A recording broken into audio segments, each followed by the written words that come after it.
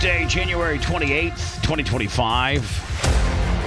The Bubba the Love Sponge Show, myself, Lummy, Dr. Dan, Rhett, Macho Man, and, of course, the Seth Kushner.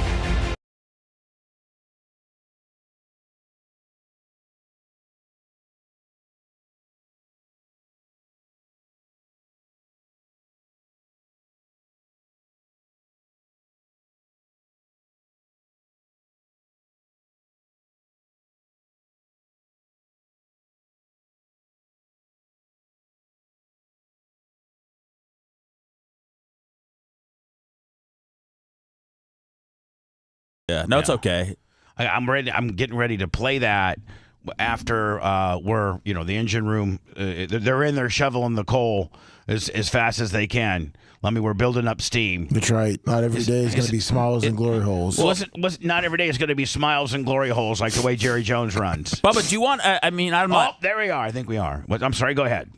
Well, I don't want to. I'm not trying to start anything. Well, which means you usually are. Well, no, I don't. That's like when I say I'm not trying to be a dick when really I'm trying to be a dick. Well, I'm just. Actually, I'm trying to put insurance on my dickness when I say that. So you're trying to put insurance on. You're not trying to stir things up. And so, but go ahead, sir. Please proceed. Okay. Well, I don't know anything about the technical stuff that goes on back there, but I feel like there was some sort of disagreement between Macho and Rhett about something technical today that maybe led to a buffering issue. That's just what I'm picking up. Here's what I'm... Only because Rhett started talking in the third person. Wrong! And that... Seth was talking in the third person. Who just chimed? It sounded like Andre the Giant when he was yelling at Macho Man with too much baby oil. No baby oil. Can't grip him. Macho had a protein bar in his mouth. No, Macho Man used to use a lot of baby oil because the professional wrestlers will use that to kind of pop, like a bodybuilder. Yeah, kind of pops your muscles a little bit. Andre was not a bodybuilder, and he just wore a regular singlet, and he was 7'5" or however tall he was. Well, he'd go out and wrestle. When he'd go out and wrestle, all the other wrestlers knew not to wear baby oil when you wrestled Andre because he hated it. Because it got all over him. He couldn't grab you. Well, Macho wouldn't listen. So, they would be in the back, and he would see Macho lathering himself up, and he'd go, "No baby oil, Randy." And then beat the living crap out of him. And then literally Hogan told me a few times that he would go out there and he was such a large human being that he could palm a grown man's face. Literally, he could a basketball. Yeah, he could palm your whole face. Did he say he carried Macho by his tights like a suitcase? I guess. So Vince was in the gorilla position one time, which is the closest, which is right when you go down the ramp. It's right behind the ramp, and there's a big black curtain, and it's where all these monitors are, and they're calling the shots. You can understand the referees have earpieces. The referees have earpieces, and so the gorilla position, they're talking to the ringside commentators and the referee on, let's wrap it up. Give them the office. If you're giving somebody the office, that means you're trying to wrap it up or go home. That's various messages that the gorilla position will tell the commentators or tell the referee to get that message into the workers. Well, one time, Andre was beating up Randy so bad, like Spud style, carrying him around in his tights like a suitcase, just absolutely beating the hell out of him, not working, beating the hell out of him. And Vince had to call down to JR or somebody and said, "Tell Andre it's time to go home. Quit Spud and Macho," because Macho was actually trying to physically get out of the ring, not get out of the ring and cut a high spot on the outside, but get out of the ring and run up the ramp. He was literally trying because he really baby oiled up, and Andre was going to show him, okay, I told you not to baby oil up, and you did. And Hogan was like, nobody, no Big John Studd, all the big guys, nobody could do anything with Andre. Was just, Hogan was 6'6", 275, 300 at his largest, and Andre would just throw him around like a rag doll. And so Macho was deaf, and Andre loved Miss Elizabeth, like he really liked her. And he saw that Macho Man treated Miss Elizabeth bad. And so he hated that too. Andre would drink, now a case of wine is 12 bottles, not 24. Some things come in 20, like when you say a case of, like, I think a case of beer, is a case of beer 12 or 24? 24. All right. 24. But I think a case of wine is 12. And he would drink a case of wine before he went to wrestle. That's 12 bottles of wine. He would drink 12 bottles of wine in a day? No. He would drink 30 bottles of wine in a day, but he'd drink 12 before he went to the ring. Get out. He would drink 12. He could drink that much alcohol? Oh, he once drank 108 beers in one setting. He was uncomfortable with life, wasn't he? Yeah, he would fly, and he would just have to, like, he couldn't get in a car. And then towards his latter years, his back and his knees started hurting, and Vince would only use him and he could, he was very limited on how he could work. He could give you like the big elbow.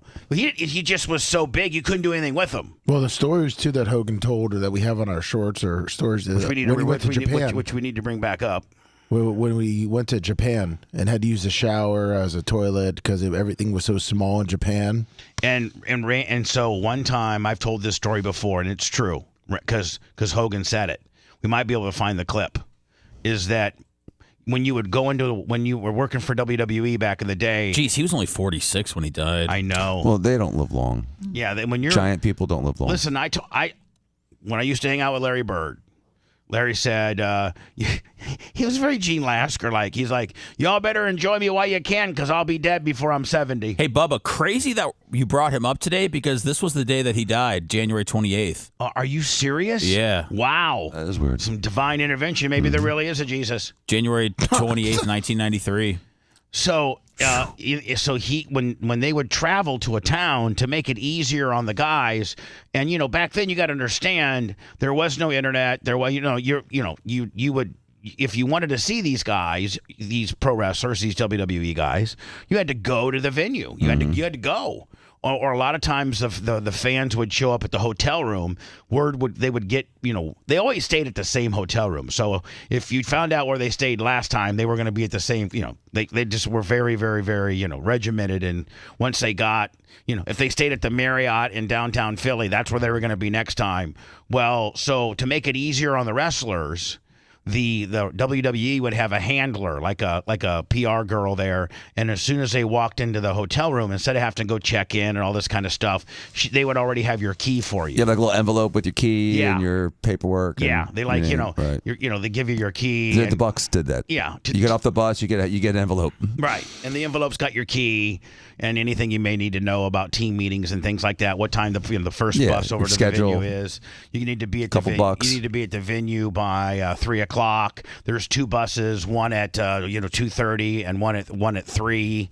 You need to be on one of those two buses. And it'd be like $90 in it too for like per diems. Yeah. So one time, I swear to God, I didn't tell the story. Hogan did. Macho gives me on my notepad, we are on backup for now. We are still on a backup machine which has issues. We should be back up on the new machine by tomorrow. We seem to be good for now. Thank you, Macho Man. Appreciate you. Now, Macho Man, you know that these words that you speak to me on this notepad, you could just blurt in and be on the air. I got everybody. Everybody's microphone's up. He didn't want to interrupt. Well, people say they can't hear me, so you say it clearer. I may speak clearer than you, but the volume of your microphone is perfect. Just needs to enunciate. Well, I mean, whatever. I didn't say that. Dan did. Dan's making fun of your enunciation, not me. Good morning, Dan. How are you doing this morning? Good morning. See, that's much clearer. Gotcha. There you go. I'm smiling at you. Smiling at the radio. He just gave you a big tall man right in the middle. So anyway, Andre's coming in, and he knows because Hogan was on. Like, I guess they were both flying in from Tampa, and Randy was on a later flight than Hogan. And this is the day before, the matches. So Hogan sees Andre at the hotel. They kind of both get there at the same time. And Andre goes, "Where's Randy?" And Hogan goes, "He's on the flight after me. He'll be getting here in about an hour." And then Andre the Giant went to the handler and goes, give me Randy's room ticket too. Like, he wanted Randy's room as well. And then he would get one of the young boys or something like that to run the key back down to the handler. I got a gift for Randy. I want to put in his bed, in his room. So he went into Randy's room. Of course, the special agent, Lummy, they're not going to. Nobody's told Andre no. Ever. Not even Vince. Like, Vince didn't even tell Andre no. Like, in fact, WrestleMania 3, I don't know if we have. I think we got Hogan maybe telling the story. If not, we need to find it. But Hogan did. Andre sat in the back at the Pontiac Silverdome with 94,000 people, and Vince wanted the torch handed to Hogan, but he couldn't tell Andre that. And he made Hogan drink wine and played cards with him until 15 minutes before their match. So all these matches are going on. Ricky the Steamboat and Macho Man and, because Hogan and Andre were the very last match. So, all these matches are going on and Andre wouldn't tell Hogan the finish. He wouldn't tell Hogan the finish. Hogan didn't know if he was going over or not. Vince kept saying, Andre, we need to know for, so I can tell the announcers so they can be, I'll tell you when I'm ready. So 15 minutes when they were kind of using the rubber band, when Hogan's over there using the rubber band man, trying to get his arms a little bit bigger and things like that. I guess Andre just told Terry, "You're going over tonight, body slam." And Hogan had body slammed Andre in a few house shows leading up to this event, so he knew he could do it. But clear up until 15 minutes. He didn't know he was going over at the Pontiac Silverdome. So anyway, the day that he took Macho Man's room key is he went on the comforter and squatted over the comforter and took a poop on Randy's bed. And I guess Andre's poops were literally the size of an elephant pile. He said, Clyde, I sent you a clip where he talks about in Japan taking a Clydesdale crap on the bed. That's kind of what he was noted for. Is he would, like, if he didn't like you, he would poop. Is this from us? Is this our clip? Yeah, all these are our clips. Oh yeah, good. Let's let people go see our clips so we can get a little bit of credit for it. How many views does this thing have? 361,000. Nice. You local radio personalities pay attention to that? We're throwing clips up at 361, buddy. Couldn't fit the little plastic bathrooms, Right.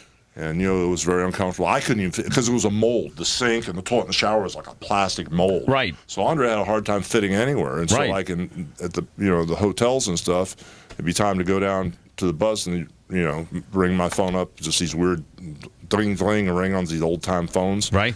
You go, boss, come down to my room. I didn't know if you had the maid. Boss. I didn't know if you had the maid. Do it again. How do you do it? Boss, come to my room. He'd laugh. I'd go down there, dude.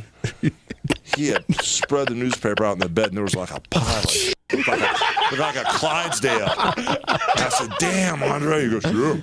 Let's go. And he would leave that. I think it was hilarious. No, because he couldn't fit in the bathroom, Lummy, he would just put one on a pile of paper. Not to be confused with the time that he did one right on Macho Man's mattress. So imagine if you're Macho Man and you're like, oh yeah, I need my room key. So you go up there and there's a pile, a Clydesdale type pile of poop hand delivered. The whole floor must have smelled. Oh, I mean, yeah. That's gross. Think about it. So anyway, Macho Man, we're good. We're on a backup Willie. Now, you said that the issue that we had at hand was one of our big Mac Daddy computers that a good friend of the show built us, and that the part inside this Mac Daddy computer failed, and it may be warrantied. That's the last that I had heard. Is that where we stand? Anybody can chime in. It's all figured out. Anybody back in the engine room? It's all figured out. Oh, thank you. I'm the owner of this whole operation, and my guys would just tell me this. It's all figured out. Don't worry about it. They'll get it working. We'll get it working. How is Dark Match Steve friend or foe? Friend. He's in every day now. He's making a parody, working on his podcast. And I was like, you gave him that kick in the butt, and he's Well, here's the thing, Dark Match Steve. if you're as good as you say you are, cream will rise to the top, and through consistency. Let's say you got your a podcast that you give Seth Kushner. It's all wrapped up. All you have to do is plug and play, and the numbers don't lie. And you use your various forums to promote your podcast. Next thing you know, Kush comes to me and goes, "Hey, I just want to let you know, Dark Match Steve podcast. It's right up there with the Blizzard and Clem Kush and other pretty big podcasting franchise." Wow. Well, Steve, maybe I'd invite you in one day, like on a Wednesday or a slow day like that, But all right, well, this clip's getting pulled, Bubba, so you better follow up on that. No, it's gonna get passed around. Let me screenshot. Dark Match Steve's in chat. He said, "I'm here." Okay, so don't think that I owe you anything. Think that I'm giving you an opportunity, and I've given you opportunities. Just because I allowed you to be on the roast and you did a good job, and just because you have your own Twitch or YouTube or Facebook show, of which I don't know how many fans of your own that you've gotten. It looks like I think I've seen Rainey in there, but it seems like Holyoke Joe, of course, he's on everything. But it seems like it's all Bubba Army, which is good, and I appreciate. Hopefully you're continuing to promote the brand. But if you're as good as you say you are, then I think you probably will potentially maybe get an opportunity here. And anybody, for that matter, that thinks that they are talented as a radio person or a content provider, I think it all would start out with a podcast. That's where you're on your own little island, and we can be able to see if you got the chops or not to make it, or to interact with us, or something like that. I mean, Dan, you were not, well, I take that back, because you did the Diaco show with Brian for, like 6 or 7 years. But prior to that, you were just kind of every once in a while appearance on my show. And, you will probably be the first, as you've learned all types of different trades in your lifetime, from, being a doctor to specifically medical school, to plastic surgery school, to then, the bar. And renting beach chairs and making pizzas. I mean, it's all different jobs, all different skill sets. Dan rented beach chairs. Damn it. And he didn't know how to do it for a while. Then he did learn how to do it. Got ripped off a few times. And then when he first started at the pizza joint, they just didn't say, "Hey, you're going to be one of those guys that throw it up. You're in the front window so the boardwalk can see you, and you're up there throwing the pies." 4 years, Bubba, it took to get on that bench. You had to probably be a waiter. Yes, for 4 years. And if you made a mistake, you got demoted again. And so, I love Dark Match Steve. I mean, he made that one little Tony Hinchcliffe sort of mistake joke. But overall, his body of work has been helpful, I think, to us, and he's been funny, and he's been a really dedicated helper. Yeah, so I'm looking forward to a positive promoting the brand in a positive way, Dark Match Steve. And let's, not saying that we need to clean the slate per se, but let's just let's burn a timeout. I guess Lummy, he's got a parody coming. Yes, he's working on one, and I'm assuming, I don't know if he took me up on the podcast offer or not. Yes, he's working on the podcast too. There you go. Speaking of podcasts, Seth, what is your current podcast roster? I know that the two African American guys, I think it was Rio and Craig. I think it's Craig's son actually, and they were going to do I think it's called Project Declarification Deal, and I think you posted that. Was it yesterday? Yeah. Yes. So the two young African American men talking about conspiracy theories. Yeah. Yes. That's the gist of what they want the series to be. The first episode is me talking to them, right, about. Now, are you trying to coach them into being able to do it by themselves with you just being the engineer? Because, I thought that was kind of what it was supposed to be. I thought. That's what I thought it was too when I offered to kind of help them out. But again, like I said, they were under the impression that I was going to host the show for them. I just want anybody to know that does a podcast except for the Blizzard, Clem Cook. The franchises that Seth Kushner's already on, that's fine. But moving forward, if you're going to provide a podcast like Tig's Bits, Lummy, they send us the podcast. It's wrapped up. It's gift wrapped. You don't have to do anything to it. Seth's not expected to host it. Nothing. I don't think Tuttle and his wife. You have to participate in all that.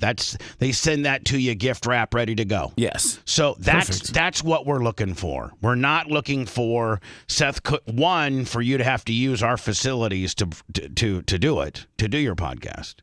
And two, for Kush just to be able to maybe put some commercial placeholders in there and post it. So, well, like I said, Bubba, I felt, for some reason that they were under the impression that I was hosting it last week, and I felt bad about that. So, I just went and hosted it. But I mean, I haven't talked to them since last week at all. I just when they pitched the podcast to me, they just said, hey, we're two best friends, and we sit around and we talk about conspiracy theories all day. So I didn't think that needed me. I thought that those guys were going to be able to go at it. Well, can I have a word now? Can I talk to Craig about it today? I mean, you can, but I don't think Craig and Rio, I don't think they're concerned about it too much. I know they're not concerned about it, but I am.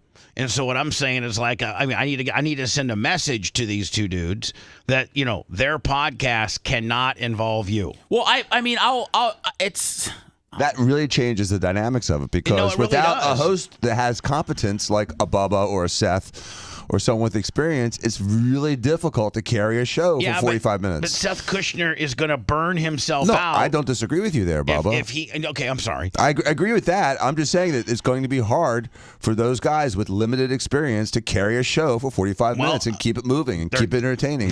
Then it won't be very good, and it won't make it. You make life easy for us, Bubba. When you're up there hosting, you're doing 90% of the talking, and you hand it and toss it and grab it back, and it's seamless because we've worked with you so much. But it's so much easier to code than to be the host. Sure. So these guys have got to learn how, if you're going to present this potential podcast to Seth, you need to, if you need his help and his hosting abilities, you need to let that be known up front. It's because I think his par, or where he starts, is he's just going to be here to record it. Now, this is a favor to the pigmentation guys because regularly Seth wouldn't even agree to engineer it. That's not what he's supposed to do. So he's agreed to engineer it, but now they've relied on him to be the host, and I have to step in, and I hope you're not mad at me, Seth, but I just don't think that that's the dynamic that I want for that particular podcast. I understand. I want their opinions and their navigation down their path of content instead of you steering them. Well, I know. I just last week when they were here, and then it got into the thing about I'm supposed to host it, and then they said, well, we're not going to be able to do it. Then I didn't want to. There had already been time wasted and time planned, so that's why I just said I'll do it. I didn't want to waste all. Maybe they need to practice, before they reappear on the show. Here's the deal: you're not even really it's. For as much as I know you, you're not really even into the conspiracy stuff. I think they're stupid. I think the conspiracy theories are dumb. Right. So, you hosting something that you don't believe in is not going to make for the best content. I don't have any. Last week I was asking them about the conspiracies around seedless grapes, seedless bananas. There were some other things that we talked about, JFK and all these other things. I was asking them, what's the theories? Who did this? Why did they do this? Why are they doing this? Well, I'm going to step in and say that I don't want you doing that. Why did they do this? I don't want you. Why are they doing this? Well, I'm going to step in and I feel like that was Lummy arguing with himself. But I was tripping. I was just refreshing our YouTube page and it jacked up our volume. I don't want you mad at me for me stepping in and not telling you, but kind of like directing you by saying that I don't think that you need to be hosting the Project Declarification show. I understand. And if they can't host it themselves, then we're not going to do it. I get that. Like I said, there hasn't been much communication from last week outside of outside of asking me if I have their logo, there hasn't been a whole lot of communication. Hold on. They've come up with the logo before they've come up with the Well, concept? no, there's no logo. But Okay. I told Are them. they expecting you to do the logo? I mean, Phoebe made the Operation Oh, Pigmentation logo and I stuff. know so, she did, but and she made a couple other ones. There comes a point where you got to say no, Seth. Picture them just, Bubba, asking I'm you trying for to- money, okay? What would you say? I'm sorry, picture them what? Asking you for $1,000. What would you say? Well, that's no. Answer would be no immediately. Okay, well, just Yeah, let me picture hold them. $1,000. Picture them asking you to host the show. It should be same mindset As $1,000? as they are asking for $1,000 that they don't have to repay back. Okay. What's your immediate answer? No. Thank you. And not well. My immediate thing is why. Well, But just say no. I have to say just because you know what I need some walking around money, cuz. Okay. All right. Well, And I don't have any ability to pay it back. So can you co-host my show? Bubba, I feel like it's my responsibility as the podcast, whatever, that I have to give people everything they need to be successful. You don't. Well, But can you produce without co-hosting? I mean, can you? Absolutely. Okay, so then do it. I mean, you don't have to put you don't dabble in and I prefer to produce and help people with all that, but that's not what these guys had in mind at all. So let's go through your podcast roster. We got if you were to start Monday, it goes with the Bubba Uncensored, Yes. right? Okay. And then Tuesday goes to Clem and Kush, and then on Tuesday you record Pigmentation and potentially this project Clarification. Yes, I sometimes release Pigmentation on Tuesday, and I'll have Clement Kush and Pigmentation on Tuesday. Sometimes I'll drop it on Wednesday. Do you record it Tuesday? Yes. Yeah, they record it on Tuesday. Yeah. They got Rio and Craig come in after Clem Kush. I do 4 shows on Tuesday. Yeah. So What's the fourth? I do Project Clarification, Operation now. Pigmentation, Clement Kush, and this one. Lazy bitch. So yeah, he's career lazy. Just ask him. He did 4 shows. He does 2 on Monday, 4 on 2. The good thing about it though, man, after Tuesday, it's like his Friday because all he's got to do Wednesday, Thursday, Friday for the most part is just do this show. Repurpose. So Monday and Tuesday are tough on Seth. I do the Blizzard, but yeah, it's Right, you do the Blizzard on Thursdays. yeah, but no, I mean, I'm not saying I have the busiest 2 job in the on world. Monday, 4 on Tuesday, 1 on Wednesday, 2 on Thursday, and 1 on Friday. Yeah. How many is that? 2, 6, 7, 8, 9, 10. You do double the amount of what most just regular personalities. Most personalities do a shift. But I think all radio companies now are making you do ancillary stuff now that they are trying to monetize digitally. Yeah, they see the value of And it. that's, they see the value of it. Potential. If you potentially could get an audience, but nobody really around here has much of an audience. So, Seth, you want to host a podcast with me on Wednesday nights? 8 o'clock? What are you into, Dan? Lay me on the wall. Cutting it up with Dan. Cutting it up with Dan. Go. I like that. Labia reductions with Dan. Oh, Yeah, that would work. I No, think. no, let's Whatever not. Dan wants. I'm not telling Dan no. I know, and you're not telling anybody no. I'm not telling anybody no. Because you don't look, and you got to. You've got to. Project Declarification needs to be those 2 dudes that are navigating through conspiracy theories on their own, and you being back here making sure their levels are okay. Or if they need to pull up a particular website or something like that. I'm not even that. To me, a producer is more like giving them direction, helping them not suck, like developing them into a podcast that people like. But that's hard to do when you're hosting it. Yeah. so does that mean today is their first one by themselves? Are they doing? Yeah. Are they scheduled to record one today?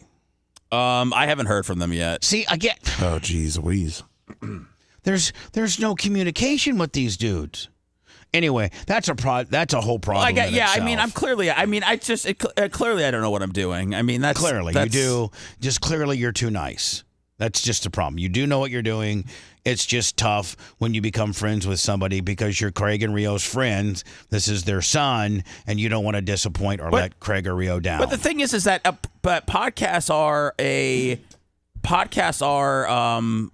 like a hobby, like a creative outlet for people. It's not their job. So I know, it's but not, it's taking their hobby is requiring you to babysit for an additional hour of your life, and your time is valuable. You have a daughter, you have a wife, you have a family, and getting out of this building an hour or so earlier, it adds quality to your life. It does, but I'm willing to do whatever it takes to add, more podcasts that people want to listen to the network. So, I mean, that's why it's like, okay, conspiracy theories. I know people are into that. It's like, we'll go ahead and you know what? Here's the deal. Let me engineer their podcast. So I could be in here and say, you two need to step it up with your own opinions, not be spoon-fed conspiracies by Seth or me or anybody for that matter. You need to have it all written down. You need to have. I talked to them about that. You need to have bullet points. You need to be better prepared. You need to be better researched. And I talked to them about that. I just said I said that you got to have some answers you can't just blame the government for everything. Yeah. I said you got to have, there's got to be some depth. You here. actually did an impersonation of a couple of their breaks. Would you care to recreate that for me? I would love to hear this. Did I? Yeah. Please. Well, I guess you're like, so man, who do you think killed JFK? I think the government killed JFK. Why? I don't know. Hey, what do you think about cloud seeding? I don't know. I think the government's doing cloud seeding. Well, what do you think? Why? I don't know. So, what do you think about what do you think about Martin Luther King? I don't know, man. I think maybe the government killed Martin Luther King. Why? I don't know. What do you think about chemtrails? I don't know. I think the government's doing chemtrails on us. Why? I don't know. Well, I know that is that not what you did for me? That was, yeah. I mean, I did find out that with their seedless bananas and grapes because the government's trying to kill us. Okay. But I don't know why they're trying to kill us. Yeah. But they've had seedless bananas for a long time. I mean, Because they've been trying to kill us forever, Dan. I've never seen a banana with seeds. Dude, Exactly. Lummy, have you All ever right, seen so- it? Exactly. Seedless So to, banana? so to close This is out, why this is a very important podcast. so to clear this out, Yes. this particular topic, I'm resigning today. to Banana put an seeds. exclamation point and or period on this particular subject matter, and that is, what is our podcasting roster? I think it's Bubba Uncensored on Mondays. Yes. Tuesdays, Clem Cush. Sometimes an Operation Pigmentation will drop as well. Yes.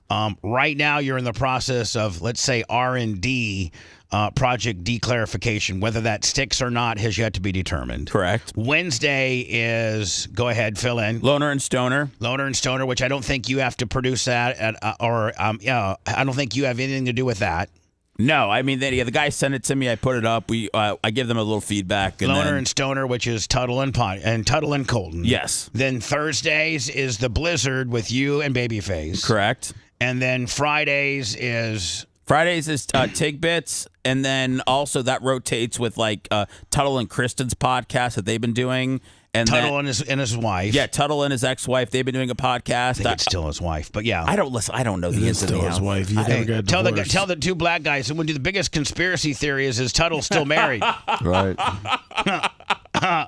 So Tuttle and Kristen, and then is there anything else that you got that you rotate in I'm starting occasionally? just to rotate some just shows. I call it a full show from a couple weeks ago. So Okay. I'm just putting up random shows that I think are funny. And looks like we might be folded maybe the DMS show, perhaps. Yes. Based on how that shakes itself Yeah, there's out. space for that. There's space for like a couple of once a month podcasts and things like that. So Cutting up with Dan on Wednesday nights. yeah, I'm down So with that. bananas don't have seeds because they don't need seeds to reproduce, and it's just easier to eat them without seeds. Yeah, who but wants to eat a banana with seeds? Yeah, But and, wait, and so when- they don't need it to reproduce. Is there a seeded banana? Is there a banana that does have seeds? Like Was there? thousands of years ago, but it's been like Thousands of years Yeah. ago. Oh, okay. So Julius Caesar Had seeds. that bastard, that conspiracist, that guy took the seeds out of bananas 2,000 years ago. All right, so when I return, This is what people in Rumble talk about. I have a couple ideas for some podcasts. Okay. Especially Lummy, since I was able to do go live from the RV, and Seth has assured me that we could literally do that, with podcasting, where we could, put 3 or 4 people together via that and put together a podcast. I do have a couple ideas for podcasting. And I want to also the BARP 2025 trailer, which is the trailer to the movie of the Bubba Army Royalty Party 2025. Gary and Rhett, or Rhett and Gary, I don't know which and who did what, but I'll give them both credit, have put together the trailer for BARP 2025. I'll play that as well. If you liked that segment, then you'll definitely like the new redesigned BubbaArmyHQ.com. We'll be back to the Bubba the Love Sponge show after this.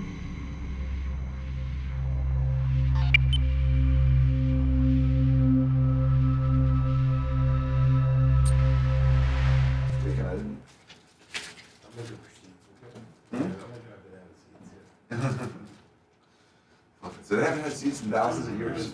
They've evolved themselves out of Small seeds. black dots. I've seen those, but those are edible. Just like seedless grapes have little tiny little seeds that are edible, and seedless watermelon have. That's the seeds, but they're not used to reproduce. How do they reproduce? They're vegetative. Bubba, I'm thinking we fold Lummy into this conspiracy theory show. He's got some answers. Yeah. I mean, he's got more time too. Some thicker. Rudy SB line. Kenny Powers. Joe Lazuski. Dark Match.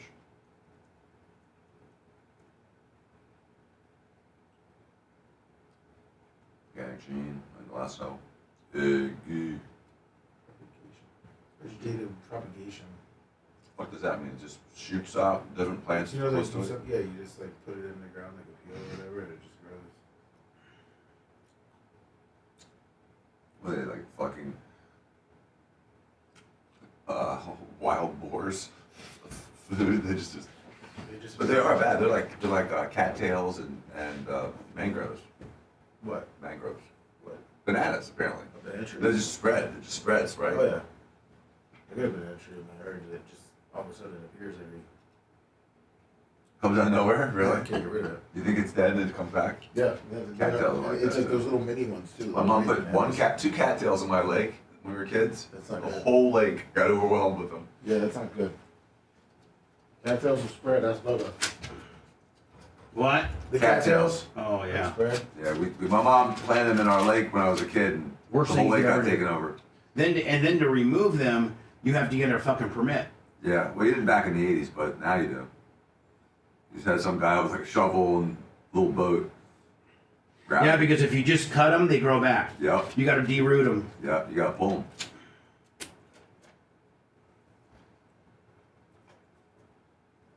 What's up, Slayer? Hey guys, see if you can find some more. Thanks, Nick. We're running the same Secretary. Fox 13 thing that we ran yesterday. I mean, this is the backup computer, so we're only going to be on it for one more day. Oh, okay. So we'll probably have to run the same shit we had on her yesterday. Yeah. Okay. When you play the trailer, can you play the one on YouTube? Because that's the only one that's clean for the air. Okay, perfect. The other platforms are uncensored. Perfect. Got it. Thank you. Thank you. TNT 1560. What's up?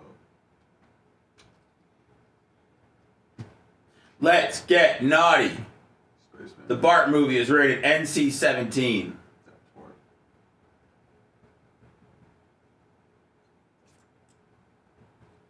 Gregory Gahan from Alaska. Oh, shit. That's cool up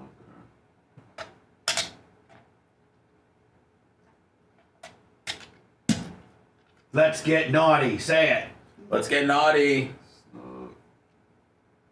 I gotta get blood today at 3:30. You getting tapped? Well, I'll do my double red blood cells, All right. Good blows. which is one of the reasons why I think I'm so fucking healthy. Can I have your free movie tickets? What? If they give them to me, you can. Okay, thank Car you. ticket? Movie tickets. But Dan, don't you think like if I let that go, my hemoglobin would be like 30, and I'd probably have a heart attack. Oh, yeah. You know my friend that almost died from the storm? His hemoglobin got down to 2.7. He was Is it walking iron? around. Huh? He was walking around. Remember my friend that got in the flood and he had to swim to safety? Remember Yeah. I told that story? How did he pick up like a? He had Steve was moving him to a new place. Is he anemic? He was moving him to a new place. He couldn't walk up the steps. He's like, what the fuck is wrong with you? I see him. He's white as a fucking ghost. I go to the hospital. Hemoglobin 2.7. He ruptured his spleen. Supposed to be 13.5. He ruptured his spleen. They said they never saw someone alive with that number. Yeah. Jesus.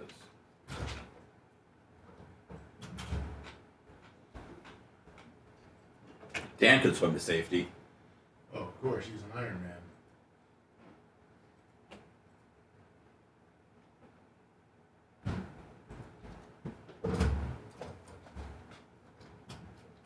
Yeah, he was hours from dying.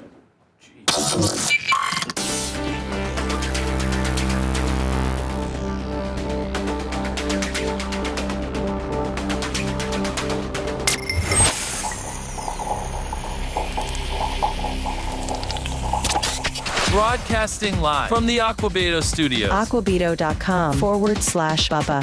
It's the Bubba the Love Sponge show.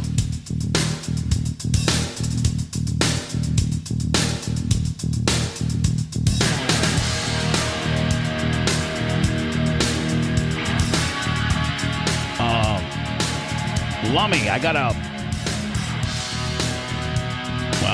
to get probably in trouble. Oh, boy. Because I'm going to be talking briefly about dirt track racing. God forbid. Oh, boy. Dan, if you had your own program and you owned your own track, would you, let's say you own Sebring or something like that, wouldn't you talk about the stuff that was going on? Hell yeah, I would. I mean, you own your own law office and you own your own plastic surgery and we talk about that. Center. And we talk about like your newest thing now for for guys is the hair transplantation. The hair transplantation. You got the best machine that they offer in the market that you can stop male pattern baldness right in its tracks, whether it's the power alleys up by your temple or whether it's the standard crown in the back. Crown in the back. And I invented a pill. I developed a hair pill. So you did? Mm-hmm. You did? Yeah. Oh, fantastic! We need it to helps, talk. It helps your hair and it helps your prostate. How do people get this hair pill? Well, they have to come and see me for the consult. Okay, so they book an appointment. Mm-hmm. Now, what if they're not necessarily interested in doing the machine yet? They just want to start with the pill. Well, the best way to do this is that they contact the office. They send me pictures. We talk a little bit on the phone and decide what path we want to follow. And the common denominator is that pretty much everyone that comes through that office with hair issues, I start on this pill. And this pill is a combination of finasteride and tadalafil, which is essentially Rogaine and Cialis. Right. And so it's in one pill. And I'm sure you're having it privately compounded. Yeah, Davis Island Pharmacies is making it for me. Right. And so I just call on the script to them, and then they go pick it up. It's like about a quarter of a mile from my office. Sure. And it helps regrow hair that had stopped growing. It helps stop the continued hair loss and prevents any of the side effects that a lot of men are worried about when they take hair pills. No, I'm talking about like sexual dysfunction. But the daily dose of Cialis mixed in with the hair deal helps your prostate. Is helping your prostate and helps your hair. Helps your urine flow. Right. And it reduces your prostate because one of the reasons why you have restricted urine flow is because your prostate pushes on your bladder. It pushes on your urethra. On your urethra. See, I'm an intern doctor. Yeah, you're close. You're close. But I got the general logistics of it. Well, the prostate wraps around your urethra, so when it's big, it just squeezes it like a big fist. And so again, 4/8 in Diacos, and so you'd be like, hey, take 6 months of these pills and come back and see me. And if you're starting to grow a little bit of fuzz and I can see some positive hair growth in what we would normally maybe do as procedure, we'll just keep you on these pills. But really, what the real general goal is to fix the problem and prevent further hair loss. Right. So on most guys, you're not going to get a guy that's completely bald to just start growing hair. But if you got a guy like me that's got tweeners, like us, it's like you got that that thinning ring of honor up top, right by the temples and the front crown, right the front of the hairline. Yeah, those are the areas that you can really strengthen with hair transplantation. But the other problem is that sometimes, like in the old days, they'd transplant the area you were missing, and then you'd continue to lose hair, and you'd have this little patch like Gilligan's Island on the back of your head with water around it, and air, just scalp around it. So you don't want that. If you would do that with a pill regimen, right? It would happen. It would be way less severe, and hopefully not happen at all. So anyway, and so the people that are on this pill are already telling me they're seeing new hair growth. Their hair's thickening up, and then if you do that with the transplant, the areas that were maybe a little in between, you don't have to transplant. You can get those to grow back and just really address that the problem areas. So anyway, Dan's got a pill, and if the pill doesn't work, he'll throw you on the machine. But we usually do both for everybody. So anyway, I have a dirt track, and I'm going to talk about it.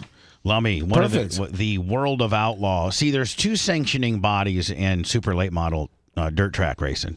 There's the World of Outlaws and there's Lucas Late Models. Okay. We're hosting we've always had, we had World of Outlaws for our first couple years, and then we switched to Lucas when we're talking about the Winter Nationals. And of course, we are now in the midst of the 54th annual Winter Nationals, and East Bay Action Track in Tampa closed. It got bought by Mosaic, and it closed. Dirt tracks are closing at an alarming rate. They just wanted it for the land? Yep, they wanted it for the land and gave Al one hell of a number. And so anyway, Lummy, we've kind of become, for lack of a better term, the new East Bay. East Bay had 6 nights of Lucas Late Models. Lucas Late Models has now given those 6 nights to us. Great. So we have a really big opportunity to knock it out of the park and have 6. See, we used to have Lucas just based on scheduling. The only way we could even worm them in was to have them on a Sunday and a Monday, or a Monday and a Tuesday, before they went to East Bay. That's the only time they could get us in schedule wise. And so we wouldn't make money. We'd actually lose or break even. And we were ready to be like, man, Sunday, Monday, and Monday, Tuesday races just aren't the same as, Thursday, Friday, Saturday races. And so Swally, what the hell is his name? Rick Swally is the director of the Lucas Late Models. He promised us, he's like, listen, East Bay's closing in a couple years. Hang in there on the Sunday Monday deal, because when East Bay closes, we'll give you the East Bay real estate, or at least try it. So this is our tryout year. This is our first year, Lummy, of running 6 nights in a row. What dates are those? Next week from today is our first night. So it'll be Tuesday, Wednesday, Thursday, Friday, Saturday. Saturday's $25,000 to win. Now, is this the one? I know we're trying to take Walker up there. I know you said for kids. Is it the Lucas or is it the USAC? Either. Either. Okay. Either. But I would, on a Friday or a Saturday, not through the week. Yeah. Just because you got to work. Yeah. So Friday or Saturday, either. Okay. I would probably Lucas. Okay. All right. Probably Lucas, bud. Perfect. Now, here's the thing.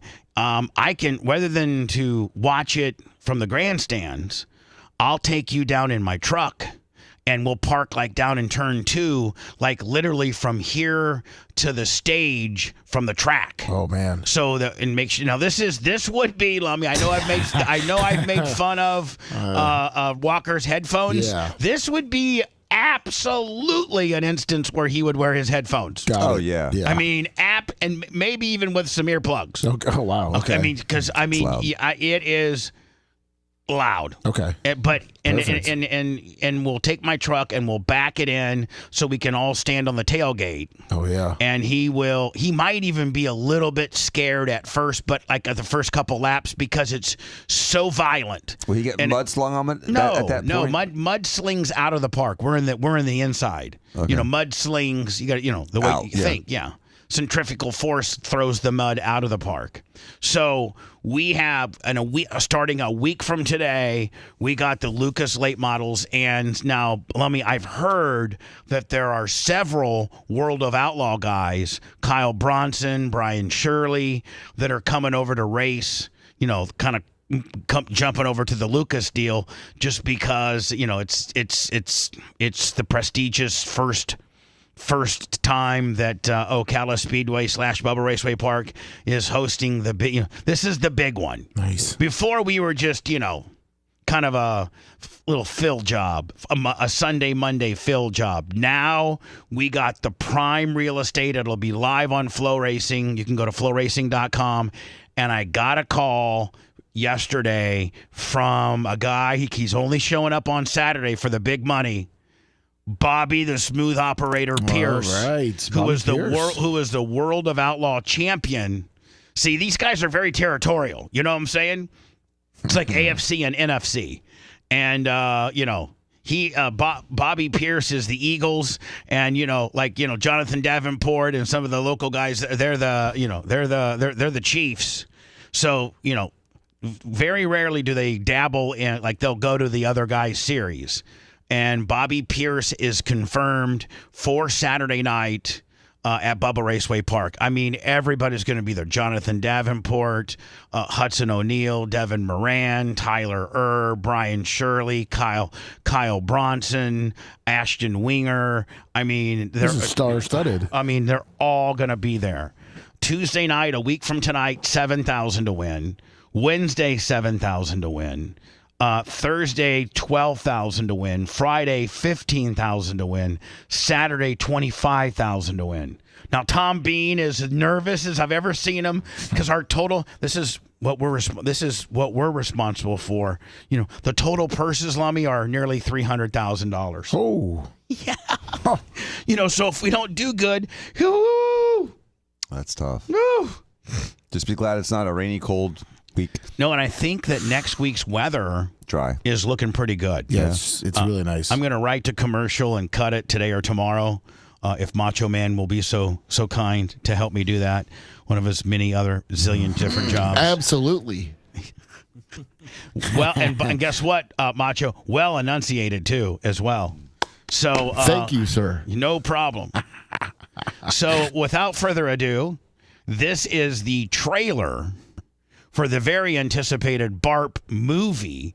Now, Rhett, what are you anticipating? Just if you were to guess, roughed in, how long the movie may be. I know you guys are working on it right now, and this is just a trailer.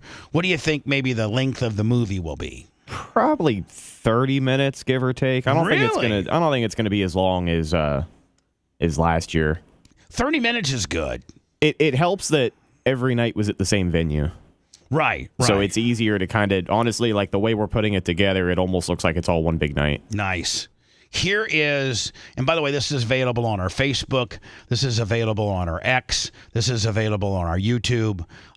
This is available on most of our social media platforms.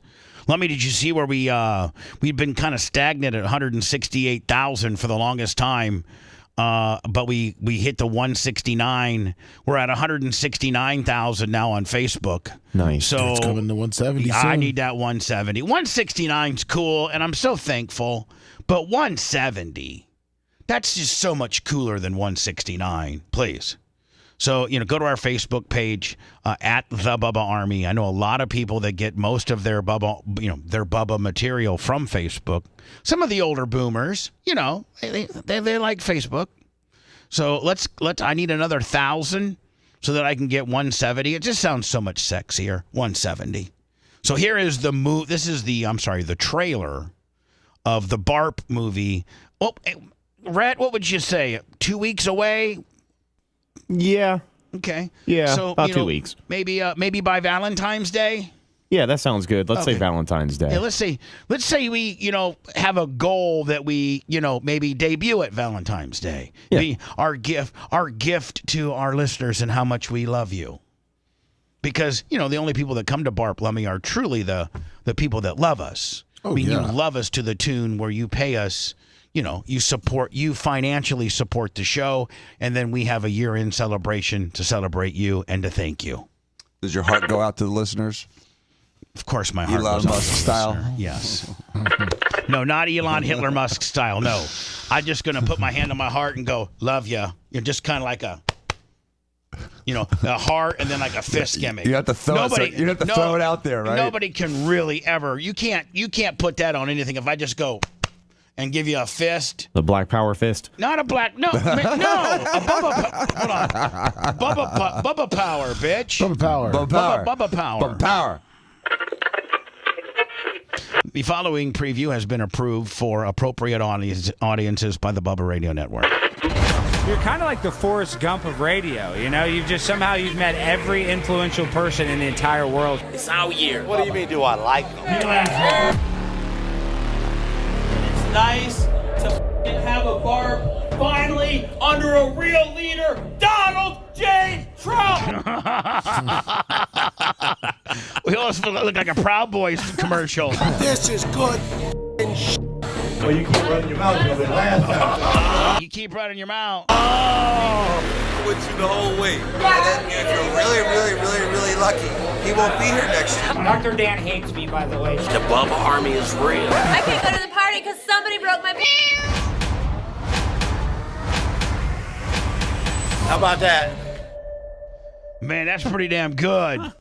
Rhett, Gary, that's pretty strong. Yeah. Great job. Yeah, great job, Gary. Great job to all.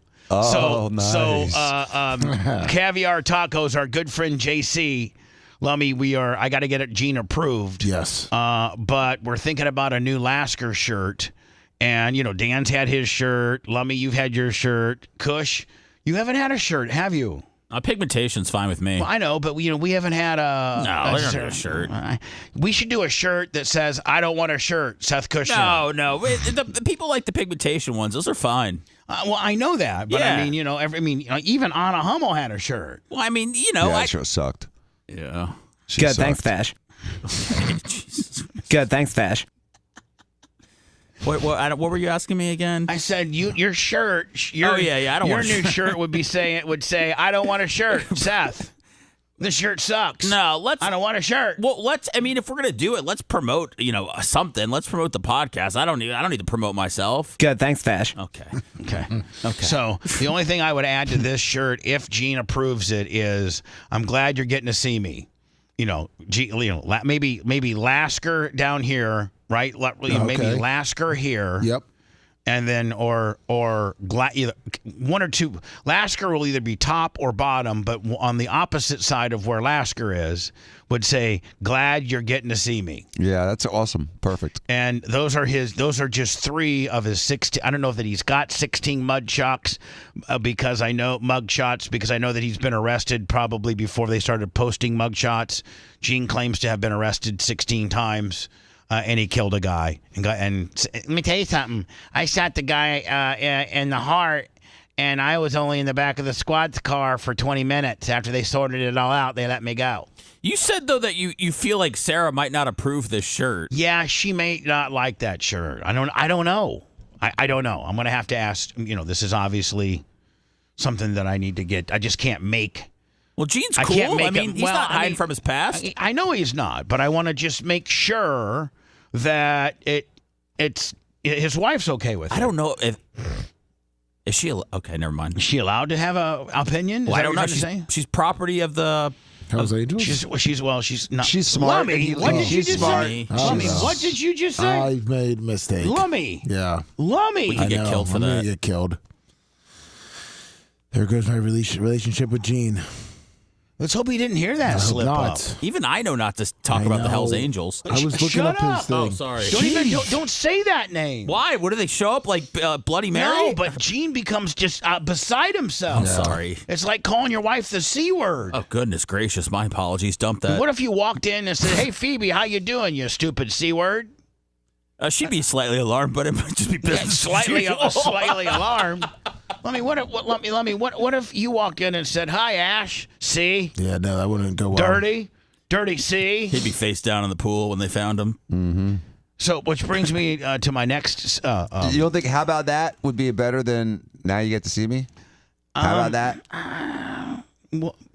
Is it an option? We can let Gene just look at it. And we're gonna let Gene. sure. We're gonna let Gene have the final say so on Friday. I think if he has input, then she'll be more likely to approve it as well. Right. So I'm going to say, Gene, this is our mock-up. Could it say "Love you, Sarah"? It could say that too. Okay. It could say that. We could put that on the back. "Love you, Sarah." So I'm thinking that we show Gene the concept, and we let Gene make it his own. It's like, this looks all right, but I want this and this and this and this, and I want "Love you, Sarah" on the back. How about it? I think that'd be a cool ass shirt, to be honest. So when I return, Lummy, this is exactly why the Philadelphia Eagles fans are absolutely the worst fans in the NFL. Yes. You're not going to see this at a Bears-Packer game. You're not going to see this at a Saints-Bucks game. You're not going to see this just anywhere. And that is where the winning team just absolutely accosts, physically accosts. Now, wasn't the guy who dropped the Commanders dude, was that an Eagles guy? That was a Ravens fan. That was a Ravens that knocked out those. The Commanders fans have taken it on the chin this year. Yeah, just they gotta stop showing up to away games. Jesus, you show up to an away game fully garbed out with your team.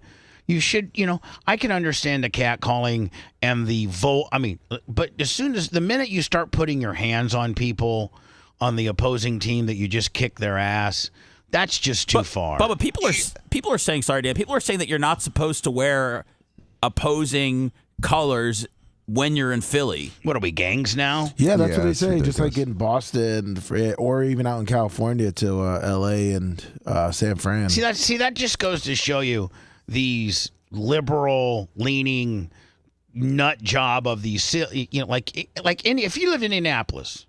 And you wanted to wear, who's Indianapolis's arch rival? Probably the Ravens, because of Baltimore. Yeah, maybe. You can wear a Ravens jersey in downtown Indy as you're walking to the game, and nobody's gonna knock you out or take your hat off or do anything like that. Listen, the longest rivalry in the NFL is Green Bay and Chicago. Those are the two. That's the longest running rivalry in the NFL. Started back in 1921. And I've been to Chicago Green Bay games at Soldier Field, and I've been to Chicago Green Bay games in Milwaukee, and I've been to Chicago Green Bay games in Green Bay over my lifetime. And I've been on both ends of the spectrum. I've always worn like a Green Bay jersey or, just whatever. I've always been Green Bay'd out. And when I was in Green Bay, the Chicago Bear people all come, Chicago Beared out. And there may be like, Bears suck. But there's nobody that's putting their hands on anybody. And in fact, those two rivalries and those two cities, afterwards, they'll end up tailgating together. Yeah, hater, I know we beat you, but you like to have a broad and a beer there, you Bears fan, eh? This is disappointing, Bubba, because before the game, they were showing Commanders fans and Eagles fans uniting over their hatred of the Cowboys. And then to see it all go to hell at the end is real sad for football fans. Me and Larry Plummer were walking out of a Green Bay Chicago game one time. And Larry had a Bears jersey on, and I had a Packers jersey on because Larry's a Bears fan. And we went up there, and the Packers beat the Bears. And we're walking, out of Soldier Field to the parking lot, which was kind of over by Midway, the old Midway Airport. And there was like 3 or 4 different Bear tailgate, people that called us over. Said, hey, y'all want a beer? You want an old style? You guys want? I mean, like they were super cool. Like They were cool, and Bubba, the Packers had beat the Bears. Bubba, it's a game, and they're not the players. Nope. So why people get so physically attached and invested in their team that they have to fight an opposing fan is just absolutely asinine. It's so stupid. You guys aren't the players. You're supposed to sit there and watch and clap or boo. Yeah, you don't see the player. I mean, you go to your stupid car after the game. Yeah, you see the players for the most part. Now we do have some skirmishes sometimes but not after. But after the game, they're friends. They're always, coming up and talking to each other, exchanging jerseys. That's a big thing now. Fans should start doing that, by the way. They should. They'd be like, Jersey hey, exchanges. man, you want my love jersey? They should. Give me your Caleb Williams jersey. They absolutely should. The only thing is I'm 3X and you're a small, so I don't know how that's going to work out. If you want to deep dive into the Bubba the Love Sponge show from the past, go to BubbaArmyHQ.com. We'll be back after these words.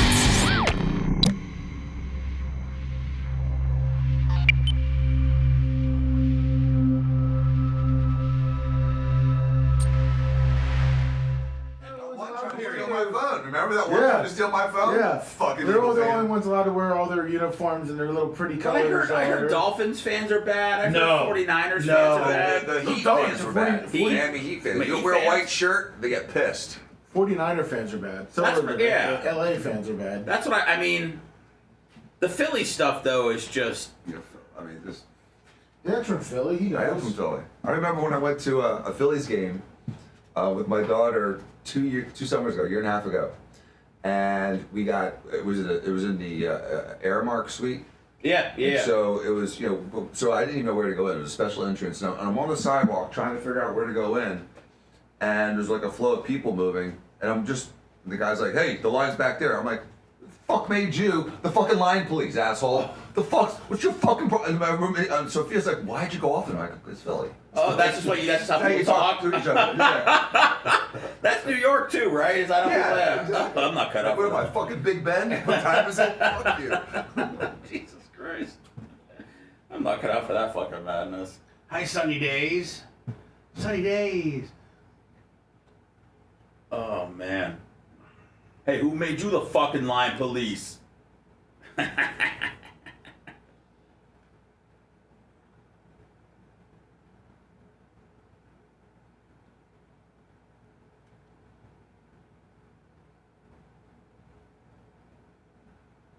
This is just fucking old school bullying, man. It is. It's fucking pussies that are living vicariously through their team that can't be tough or, like it just really is. Like it's just, they have no life that they have to live they validate themselves through their NFL football team that they couldn't even be the water boy on. I don't even know if they're validated.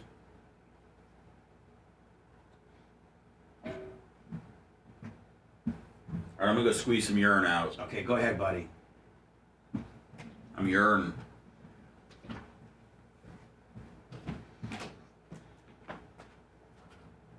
Get in the back of the line, asshole. Yeah. I got it. I texted you. You just did?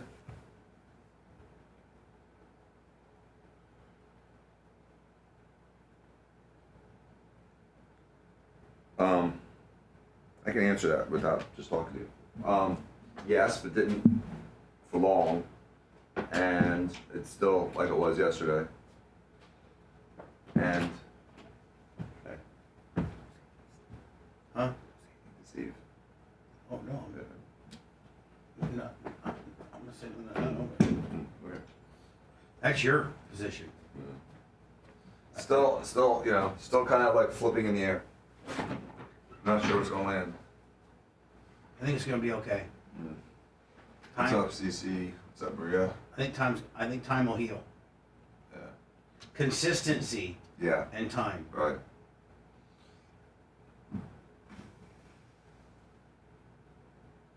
Big Lunger. Great team. Travis, good morning. Sunny days. FE23.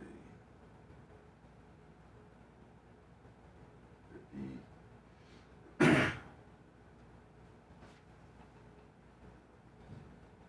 Steven Coco. I'll flick, bitch. Hi, Sunny Days. Hello, Derek Davis. Hello, Big Lunger, Kenny Powers, Maria Guatemala. What's up, Permagron? Maria Guatemala. Hello, FEJ23. Pippi Short Stroker. Snizook Slizair. Lasker's Mugshots. Flip it over between Rumble and YouTube. Give us a thumbs up on the YouTube because that gives us an algorithm, Willie. Everybody happy? We're at 180 now. I expect just right now from there you go. Austin Wolf. Just for me asking I should get up to 200. Just asking you. I mean, is Pappy Jasper? Are you Buzzard Bob? Have you given me a thumbs up? Is Chris Richardson? Why are you calling out Pappy Jasper? As Creatine Travis. Have you guys also hit the thumbs up button? Maybe not.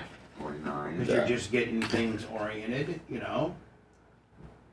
So, 6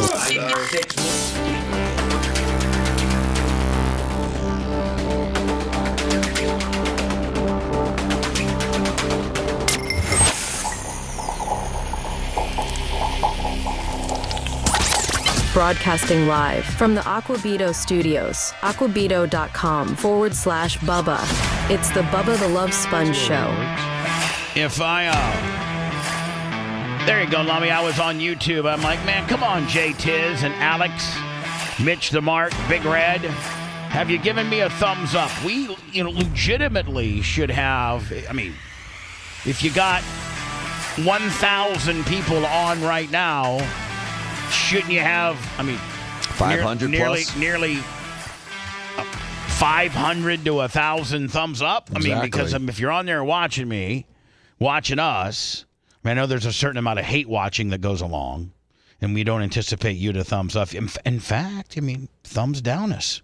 Give us the thumbs down. Does any thumb help? Oh, no, the thumb. Here's the thing. I've always been told, and maybe you guys can chime in that no, but if the thumbs up and also chatting with them, like let me if during I'm just like hello, so I just typed in hello. I've heard that interacting and thumbs up build a certain type of algorithm that could potentially help you with recommendation pages. Meaning, like your broadcast could come up on a recommendation page the more that you interact and the more of the thumbs ups that you get. Now, is that true or not, or I don't know. I'm thinking. Anybody that knows? Yeah, it helps. It all helps. All Yeah. the comments, all the thumbs up, even the thumbs down help. Yeah. Everything works. Just hit a thumbs. So don't. As you guys are signed on, when we verbally say like, "What's up, Gary Cantrell? What's up, Austin Wolf? You son of a bitch, Troy Nelson." Maybe during hot mic, you actually type something like Dr. Dan. Be like, "Hi everybody, I'm Dr. Dan. I got a 9-inch penis and I'm a millionaire." Whatever Dr. Dan would say. That's what he's thinking. Whether he would be able to type that or not, it's a different story. So you're saying more interaction with the fans? But by text, by typing, though, on the chat? Both verbally and by on and sharing is a big deal as well. Sharing, like, on the chat? Yeah, I think. I don't even understand by sharing. Sharing the video with another. Like, not us sharing, but the fans, like Bubba Wendy and these guys. I think if Bubba Wendy hit share right now, what would that do? Where does that share it to? It depends on where he wants to share it to. It gives you the option to post it gives you options. Email it, text message it, Twitter. tweet it out, Instagram You can put it out. So I'm sure that like Big Lunger and Double X Gaming and Blummel's divorce lawyer, probably all of these people have like either Instagram or Facebook or X, Twitter. So at that point you could like hit the copy when it says share. If it didn't give you those particular venues, then you could hit a copy and then go share it to your other places. Now that's really being a Bubba Army workhorse, my friend. But that's how we're going to continue to grow. Like, let me just talking about it now. Look we started at 180 thumbs up willies, and now we're at 264. Just for us talking about it. Exactly. If I'm Jeff Lurie, is it Jeff Lurie that owns the Eagles? Yes, Jeff Lurie, and I think he's owned them for a while, hasn't he? Oh, yeah. Is the Lurie family like the Rooneys or something like that, where they've owned the Eagles for a long, long time, or is he I think 94. Okay, so that's kind of a new time, owner. Like the Glazers aren't old school owners. I mean, if you look around 30 years, Bubba. I mean, that's not 100, but no, but I mean, if you look at like Green Bay, Chicago, Pittsburgh. I don't know if the Giants are owned by the same people that invented the Giants. The Mara family? I think so. Yeah. Be interesting to see how many of these franchises are owned by the people that bought into the league, because the Glazers, well, obviously it was Hugh Culverhouse. No, For I'm like sorry. 20 years, I'm sorry. Was it? Yeah. Hugh Culverhouse. Hugh Culverhouse was the man that bought the franchise, paid the franchising fee, and I think the franchising fee for Hugh, I think might have been like $10 million. I think it was 20, but it was somewhere between 10 and 20. Right. To buy in. Mm-hmm. But no one's selling their football team, Bubba. Like they think the Panthers sold because their owner was a giant pervert. Right. Same with Dan Snyder. Yeah. But what I'm saying is, like, I wonder how many NFL teams are owned by that are still owned by the original owners. Either the person that paid the franchise fee when they were an expansion team or some of the old school, like the original 6, which I think were the Giants, Packers, Bears, Browns. I don't even know who let me ask, old girl. Hey, Alexa, who were the original teams of the NFL? I haven't used her for a couple The days. original teams that comprised the NFL were the Chicago Bears, Cleveland Browns, San Francisco 49ers, Really? and Baltimore Colts. Wow. So the No Green Bay. Well, the Packers were the next year. The league started in 20 and the Packers started in 21. So the Bears, the Browns, the 49ers, which I bet you they probably weren't in San Francisco. And what was the other one? The Colts. The Colts. The Baltimore Colts. Well, I know the Ursays own the Colts now. Were they the original owners? I don't know. I know the Bears I know the Bears are owned by the McCaskey family, which was the Hallis family, and that's the Bears might be the only team that But is, it doesn't go by that, Bubba, because it changes over. It doesn't just go it's owned by this family. There's one owner or there's two owners, because I'm looking at the NFL owners and it says Virginia McCaskey 1983 to present. Yeah, but Virginia McCaskey was George Hallis's daughter. Right, I know, but I'm just saying it doesn't say like Hallis families own the Bears. The way it's broken up is to who the exact owner is. Now, I guess you can trace that back to the fammy. Yeah, Well, it is the family. I got this one thing that shows and the Lions, I think, have always been owned by the Ford family. It's kind of a pain, but it's kind of a pain, but I want you to do it. You know, I'm just saying I got to scroll back and forth because you got Mike Brown. So you got the Bengals. So are these teams that are owned by the sons or the grandchildren or protege or family members of, again, like it doesn't say Hallis family for the Bears, but it's Virginia McCaskey, and I think she was George Hallis's daughter. So it's still owned technically by George Hallis's family. Correct. Okay, go ahead. So you got the Bengals? You got the Bills. The Bills, who are they owned by? The original owner of the franchise, which would be Pagula? Ralph Wilson. Oh. All right. Well, I don't need to know that. Just tell me. Okay. The Bears. Okay, Bills, Bears. The Bengals. Don't count the Browns. Obviously, the Green Bay Packers. What do you mean you don't count the Browns? Well, because the Browns technically they moved. Oh, they know, and they got sold. Correct. Okay, go ahead. To the guy who owned, the guy that owned Pilot Flying J bought him. Obviously, so the Bengals have been owned by the same family forever? Yep. Yeah. Boy, they're the worst owners of all time. The Browns. They've sucked. Yeah, for okay, 100 thanks, years. Dan. No editorial comments. Continue on. Let me. Obviously, the Green Bay Packers. The Hunts, the Chiefs. The Giants have a 50%. The Mara family, which is he's only a 50% owner. The Giants. Let's just go ahead and put them in there. The Roonies and the Steelers. All right, Steelers and Bud Adams and the Titans. Yes. Even the Jaguars changed. Like the original owner of the Jaguars was somebody, and then they sold it to Shaka Khan. Yes. Who originally? Can you look up who originally owned the Jaguars? Wayne Weaver. Wayne Dream Weaver. Yes. Now, Dan he was owned the shoe carnival in 9 West. She was a shoeman. Was your dad close to Hugh Caldwell? Very close. Hold on. I've heard that you guys were in New Orleans at a hospital, and when he was dying, and it was you that came up with this real outlandish like you almost saved him.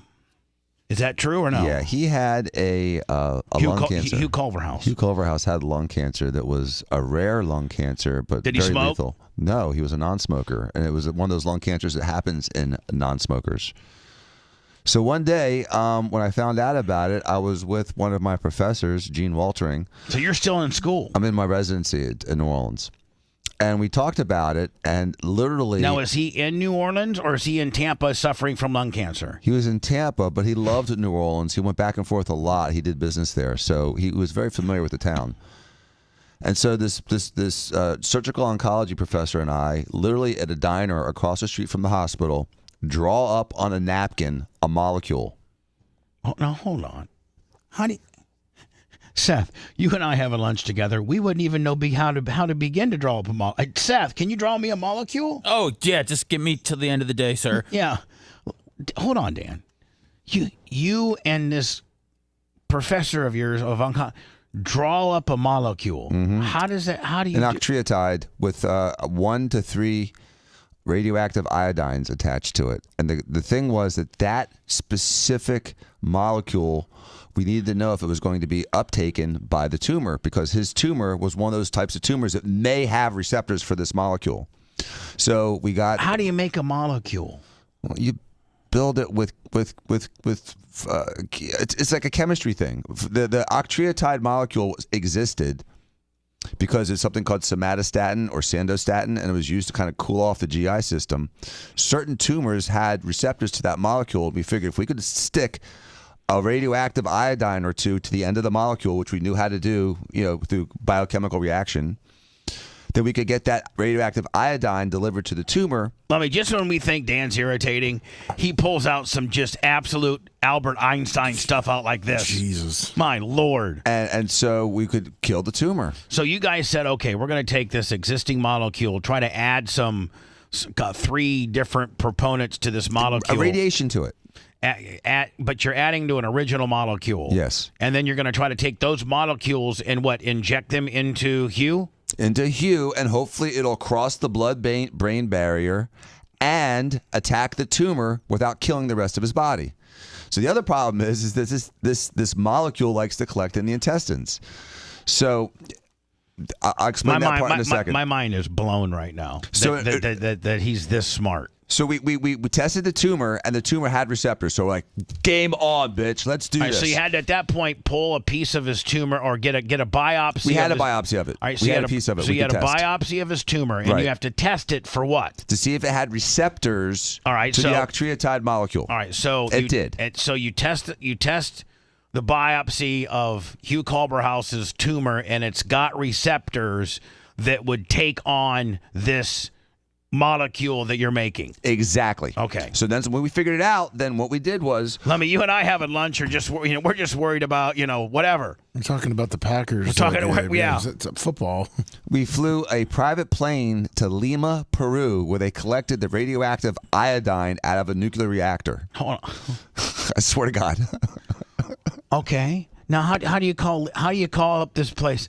Hello, Peru, nuclear reaction department. Yeah, we're sending a private plane. Can you give us 5 test tubes full of that radioactive juice that you guys are slinging down there? Yeah, it's a byproduct of nuclear reactions. So did you? How do you? It's a big lead. It's like a big lead bomb. No, but what I'm saying is how do you call that place to ask for the juice?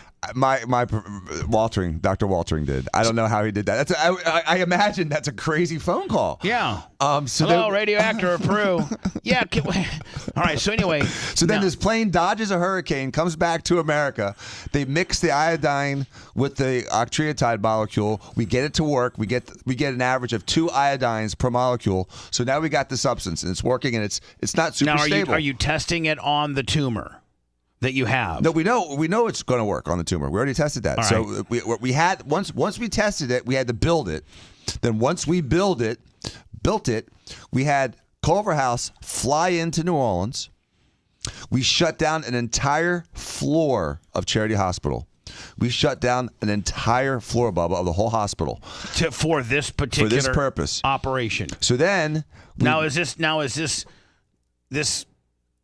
this juice, this special concoction that you're making, the reason why you have to shut a whole floor down is because it's so volatile? So radioactive. All right, so you're the ones that have to touch. Do you have to touch it? Well, it's a team, and so you're only allowed to be near it for about 45 to 60 seconds, like every 12 hours. That's how radioactive it is. You can only be near it for about a minute, and then you got to run. It's like holding your breath. When you're out of air, you got to get back to the surface and get the hell out. You get Hugh on the operating table. Nope, not an operating table. He's going to be conscious and awake during this whole time. The problem is that this octreotide collects in the intestines, and if too much radiation gets into the intestines, you melt the intestines. So what we had to do was we had to give him this IV infusion, and then we had to put him on a toilet essentially and have him poop for 24 hours. For real. I swear to God, because we had to wash it out of his intestines. We had to give him a bowel prep and keep the fluid from collecting in his intestines. So did you give him a bowel prep before you started the procedure? Yes, and then kept him pretty much on the toilet for 24 hours. And then he was a heavier, older guy, and it was difficult, and so he needed assistance. So we had to wear these radioactive suits with our little radioactive badges. We had to go in, and there's literally an asshole with a stopwatch calling out the seconds. 15 seconds, 20 seconds, 25. I mean, you get to 45, you have to wrap it up and get out, and you can't go back in for another 12 to 24 hours. And otherwise, you'd have too much accumulated radiation. So you'd have to have a team full of doctors that could only go in increments of 45 seconds to keep pushing this through his veins? No, just to help him. He needed help. He needed literally attentive care. Like to wipe his ass, or well, I mean, a little. So anyway, after that first 24 hours, we got him to the point where he doesn't have to sit on the toilet anymore. He can lay in bed and rest, and everything is going great. He is kicking ass. He's recovering. Everything's good. All the indicators are we're high-fiving, everything like that. I mean, hold on, and is this technique never done before in a human being, first time ever in the world? In the world, we had to get a compassionate need use waiver from the federal government in order to do this. It was literally the cutting edge, first time ever done, and it was so. Now, was your dad part of the equation? He helped. He wasn't there in person for that. He was doing his thing. So I had my team. I had a team of about 12 people that along me and with Walter, your professor, with me and the professor, and another 10 people. So you get him off the toilet. You're giving him this radioactive, and he's in a private room in a leaded area on the whole. And he's got literally the whole floor of the hospital to himself. And now he's getting less radioactive. We're able to spend a little bit more time with him. And he's kicking ass. And then 5 days into it, he ends up having a freaking heart attack. Just I don't know. Just because he's old and heavy, and his heart had been trashed from the other chemotherapies he had had. It actually had scarred his heart. His ejection fraction was 20%, 18%, which isn't really strong. So he literally ends up having a heart attack. And so let me ask you a question: had he not in recovery, as you guys are throwing him the Jesus juice, if he had not had a heart attack, would you have saved his life? Well, I pushed on his chest for 45 minutes trying to save his life that day, and we could not get him back. We did an autopsy, and the tumor in the brain was dead. We'd freaking cured him. Now, why? And he died. We cured him, but he died. Why didn't you take this to market? It was developed, and it's being developed, and so they are doing this now. They are tagging, radioactive iodines to octreotide, and some tumors do take them up, and they're addressing cancer therapy with it. Wow. So yes, it did revolutionize a way of killing cancers. Let me just when you thought you hated Dan because he was too MAGA and he sucks Donald Trump's D, he pulls this out where he says he's having lunch with his professor and they're drawing up molecules and have to fly to Peru with a private plane to pick up some radioactive material, and then you can only spend 45 seconds at a time for Hugh Culverhouse, and at the end of the day, after Hugh had died of something that you were not fixing, and they did an autopsy, the tumor that was in his head that was going to kill him. All over his body. But we were really impressed with the fact that the tumor in his brain was also cured, because it's very hard for things to cross what they call the blood-brain barrier. And so sometimes tumors in the brain hide because you can't get the medicine to them. Stinky little hiding bastards. Wow. Again, Lummy, when you want to hate Dan, he pulls off something like this. Yeah. I mean, he got me at drawing a molecule up at lunch. That's where he got me. I was really getting pumped up for a comeback. Well, yeah, him being saved. The heart attack. It killed me, man, Seth. I was so disappointed. And we were supposed to go to Africa on a safari the next summer. I mean, it was. Didn't he go a year before that? Yeah. Dan, don't be going on your safaris. Yeah. Don't as my friend. Will you not? What do you mean? He's not. Because I just saw a story yesterday where I didn't even cover it, but where a bunch of rich people got trampled by an elephant on a safari. Dan, really? Yeah, Dan. Well, what they do, Bubba? I mean, I don't know, but I tell you what they did. They went on a safari. Okay, That's what they did. Okay? I mean, at the root of the effing thing is they went on a safari. I don't know if they were in the back of the pickup truck and they were. I don't know if they were being like a bunch of Philadelphia Eagle fans and taunting the elephant. The elephant says, "Let me show you the good news." Were they big game hunting? Yeah, or are they just touring? With I don't know. cameras? I don't think anything to do with camera hunting. You said it was a park, sightseeing. Yeah. I don't think you need to go to Africa for anything. By the way, elephants are dicks. You piss off an elephant, he's going to come after your whole family like a mafia guy. Hold on. Here's what you don't understand about well, here you probably do. There's been tons of documented cases where a village would go and kill an elephant because they were going to use it for the ivory and whatever. They wouldn't kill the mama's baby elephant. The mom sought after the villagers and got her elephant buddies to come through, and they trampled the entire village and killed everybody in there. Yep. There are real stories. They're like, you know what? Elephants are like Eagles fans. They're a bunch of dicks. They're a bunch of dicks. Here it is. And if I'm Jeff Lurie, back to my original thought, I'm issuing some type of statement that says, if you are an Eagles fan and you accost anybody, any of our visitor fans, and you put your hands on somebody, we're going to find out who you are, and you're going to be banned from ever attending any Eagles games ever. I'm tired of you guys acting like a bunch of drunken dicks. Just change them to the Philadelphia Elephants. Actually, I think Lincoln Financial Field, where the Eagles play, the old Veterans Stadium where Philly and the Eagles played, they had a jail. Yes. Yes, no, they still do in the new one. Yeah, absolutely. They have a jail. Yes. I think they're the only stadium in the NFL that's got a jail because their fans get so drunkenly disordered and are always that they have a holding like a drunk tank. They have more than that, Bubba. Most stadiums have some kind of drunk tank. They have a magistrate. Yeah, they'll actually sentence you. Yeah, they got like a Chet Tharp down there that says, and they say, Your Honor, this guy he hit a guy in the mouth and threw a beer on him, and the guy the magistrate will sentence you right then, and then from there they'll transport you to the big jail in Philadelphia. Yep. But they'll hold you there in the tank. So here's a poor guy. He's a Commanders fan. Already depressed. And you're already bummed out because you just got an ass whipping. And, now all these fans are, and you're just, listen, you're Joe Commander fan. You wore your Commander pants. You wore your Commander shoes. You wore your Commander cap. You wore your Commander jersey. You wore your Commander jacket. You're full Commanders out, as you should be able to be. Now you're probably walking back to your car.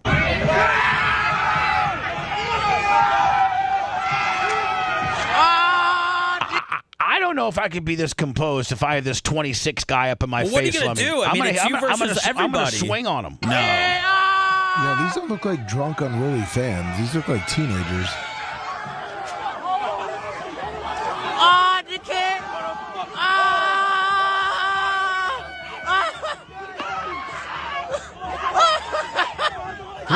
Where's security? Where's the cops? Well, laughing at the guys isn't that bad. Where are the off? Well, hold on. Where are the off duties?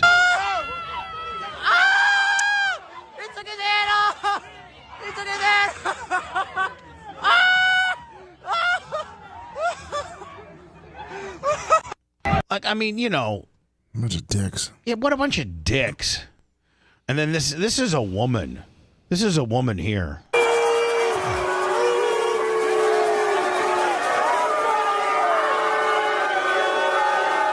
What happened to good game, guys? What happened to that?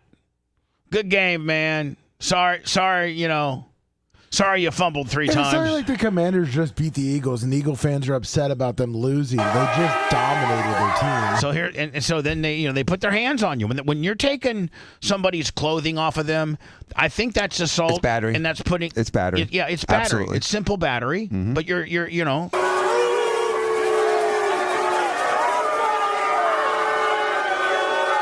these poor big girls, they're already got life. They got life against them already. I mean, Now, can I make an observation that will probably end up getting me in trouble. Mm-hmm. In both incidents, it's African Americans that are that are committing a simple battery on white people. Yes, it is. Now, what if it was opposite that? It'd be a hate crime. What if it was white people that were messing with black people? Mm-hmm. So say Baltimore goes to Kansas City and some Kansas City fans mess with some black Baltimore fans. Right. They're going to be chastised. 2 big white girls. And then an African American girl comes up. Bam.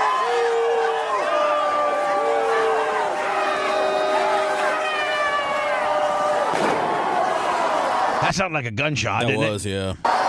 Was it, Seth? Yeah, we played it yesterday, guy shot like 3 in the air. And that was right in front of a cop that did that. Yeah, why don't you yoke up that African American girl with a ponytail and arrest her? Mm-hmm.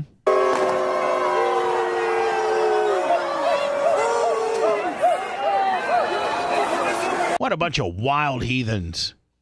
Wow. What a bunch of you dicks. like Philly, so I can only imagine why. You said it's a horrible place, right? I hate it. Philadelphia, I was there for about 6 months working for Q102. I lived in Bala Kenwood at the, I forget what the apartments were. I lived in this really cool-ass penthouse apartment right by St. Joe's University. And it was just an absolute crap hole.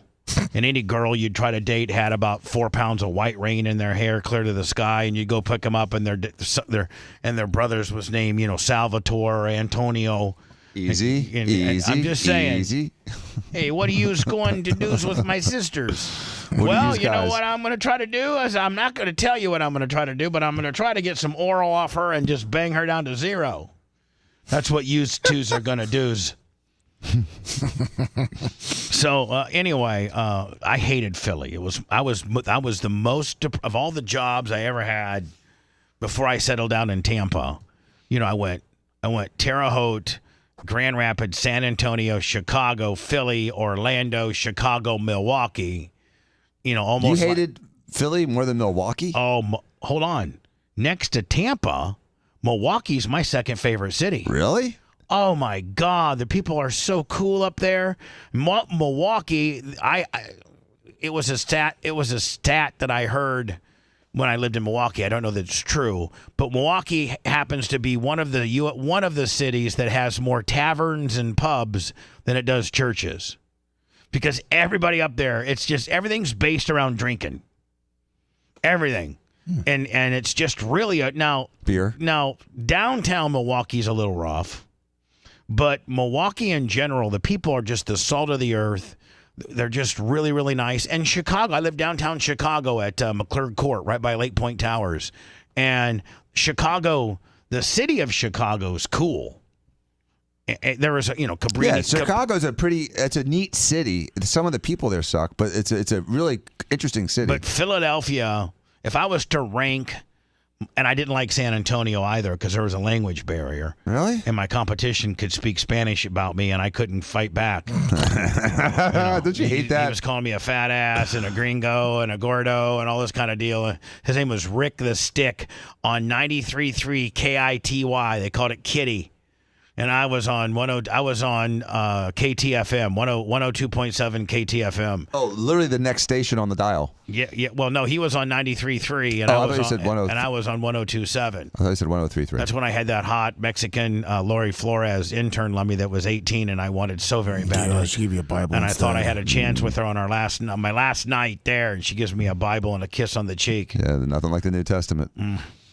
So but I liked Terre Haute too because it's where I spent 4 years, and it's where I first got into radio, and there's some great memories there. But the 2 cities that I specifically didn't like were San Antonio and Philadelphia. But I loved Orlando, I loved Milwaukee, I loved Chicago, I loved Terre Haute, and of course, I ended up in Tampa in '92, and I don't think I'll ever live in another city. Is Charles Barkley right when he talks about all those big old women in San Antonio? Yeah. There's some big A lot of big girls down there. A lot of big Mexican girls down there that are really territorial, real jealous. There's a lot of big girls everywhere, it seems, these days. Yeah. Yeah, I mean, like, can any of you guys foresee you living anywhere else but this area? Yeah. Really? Yeah. I mean, do you... My next lease will not be in Florida. Really? Really. What, like, what... So much for that raise. What seems to, like right off the top of your head, let me guess. Nashville. Close enough. Too many people. Where? Like, what do you think? Probably more East Tennessee, closer to my dad. Oh, okay. Oh, that's a reason. Well, I don't foresee. You got 2 properties here. I don't ever foresee you. Ashley's got a good job here. This is a good place to raise a family. Yeah. I don't probably foresee you ever, moving from the Tampa Bay area. No, if I did, it would be Panhandle. That's it. Never, nowhere else. Seth, are you here? Now you tried to move to L.A., and you were prepared to. You had a job, and your family even came out. I think Phoebe and Sammy came out, and you guys kind of went looking around and stuff like that. But I think you've been in Tampa all of your life since your parents brought you down from Chicago. Can you foresee yourself living somewhere besides Tampa? The plan's to stay in St. Pete forever. Right. So, if I moved anywhere, I could see, maybe like Chicago, maybe Miami. But when I went to LA, I realized how much I just wanted to be here for the rest of my life. Well, here's the thing.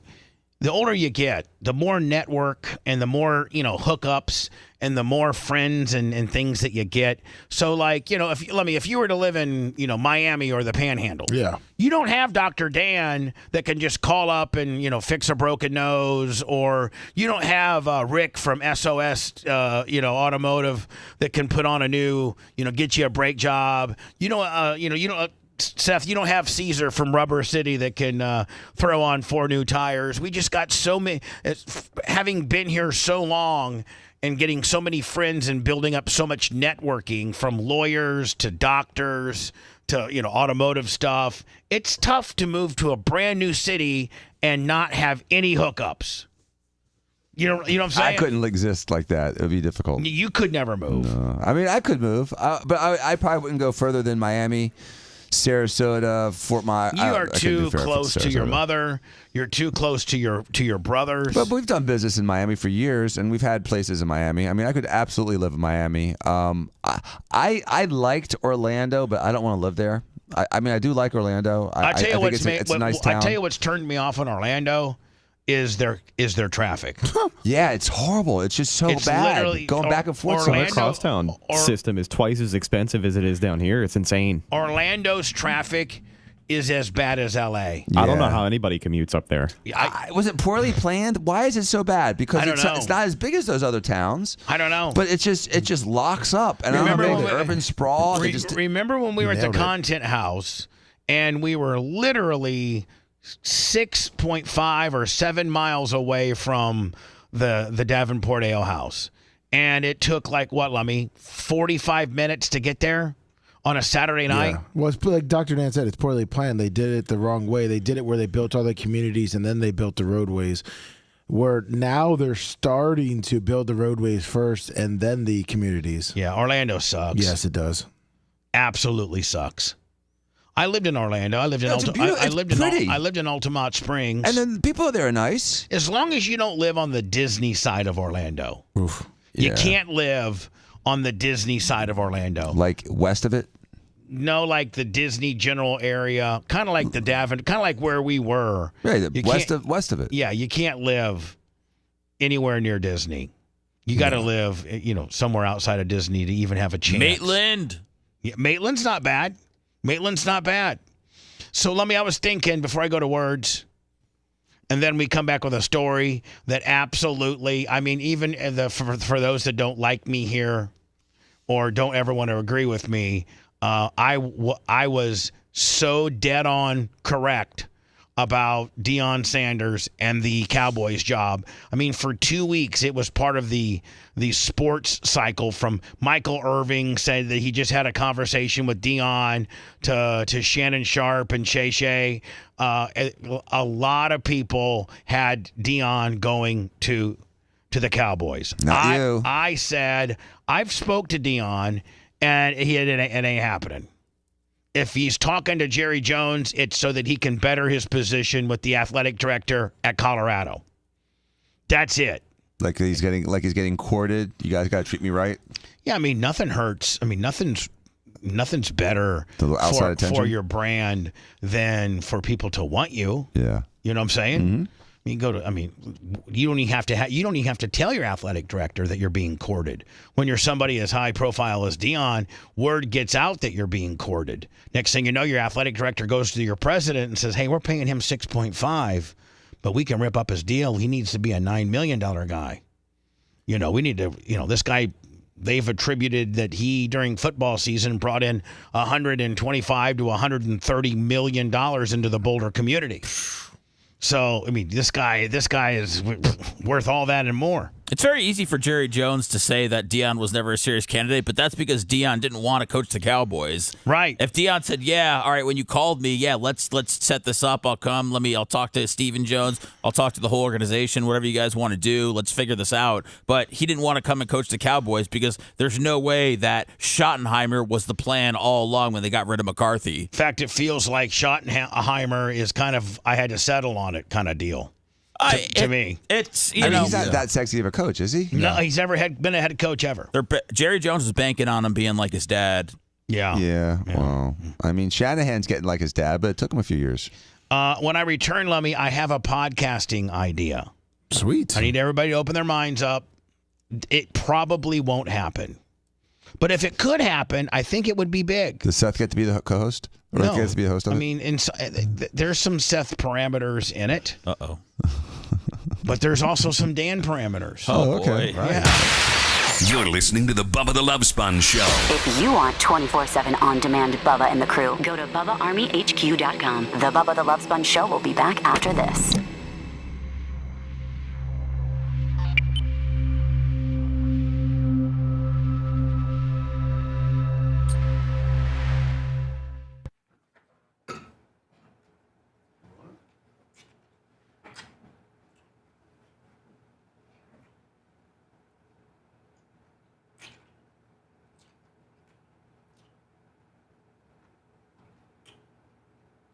What's up, CC?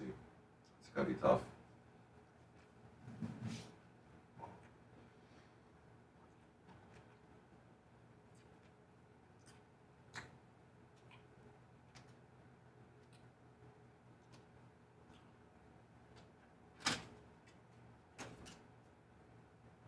Four and a half hours. It's up on his button bar.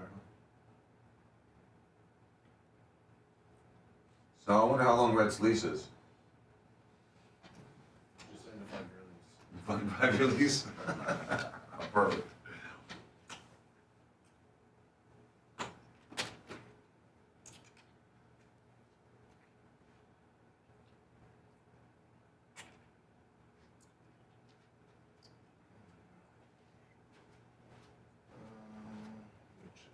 Did you get a package in yesterday?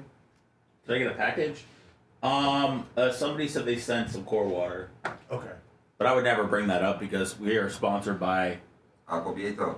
Well, no, they were just someone was confirming that you got the box. Yeah. Okay, you good? Well, I didn't get the box, but he said that it was supposed to come yesterday, but then he said it's supposed to come today. Okay. Yeah.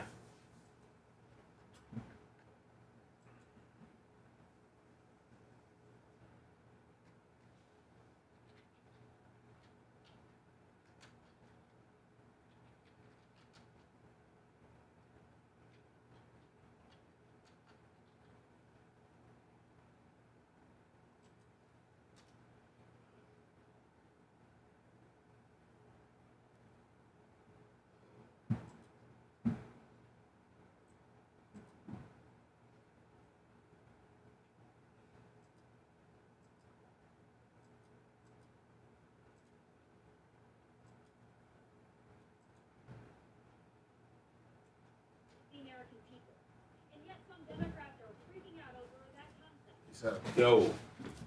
Oh.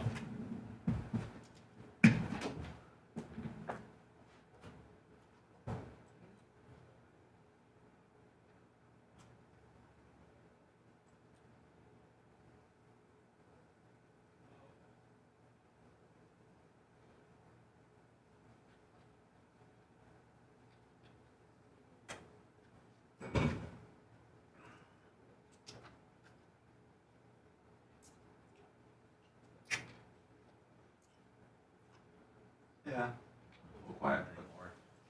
I don't know. Are you messing with me? No. That's for me? It's hierarchy. To me? Yeah. Why are you saying it like not confidently? I am. I just didn't know if you knew where it was. No. I don't know. Okay. No, I didn't know anything was coming from higher. I didn't. Oh, okay. That's right. Okay. Yeah, no, I got. We need to open up on the air? I got. I think so.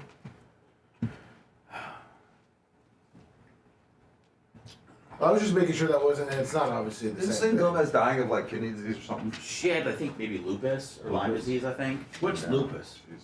Come on. So, Seth, did you get a package from somebody and you need to open it on the air? It's addressed to the Bubba Army, but Lummy says it's for you. That's what he's saying. Yeah. Yeah. All right. Well, do you need to open it? I mean, if you'd like me to.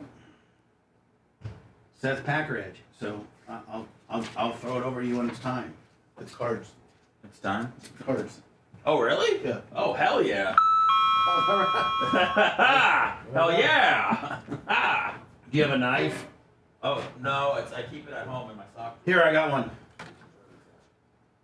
Here. You just stuck it right in my face. So when you open it, you Thank you. From the great hierarchy. but I need it back. Yeah, no, I. box.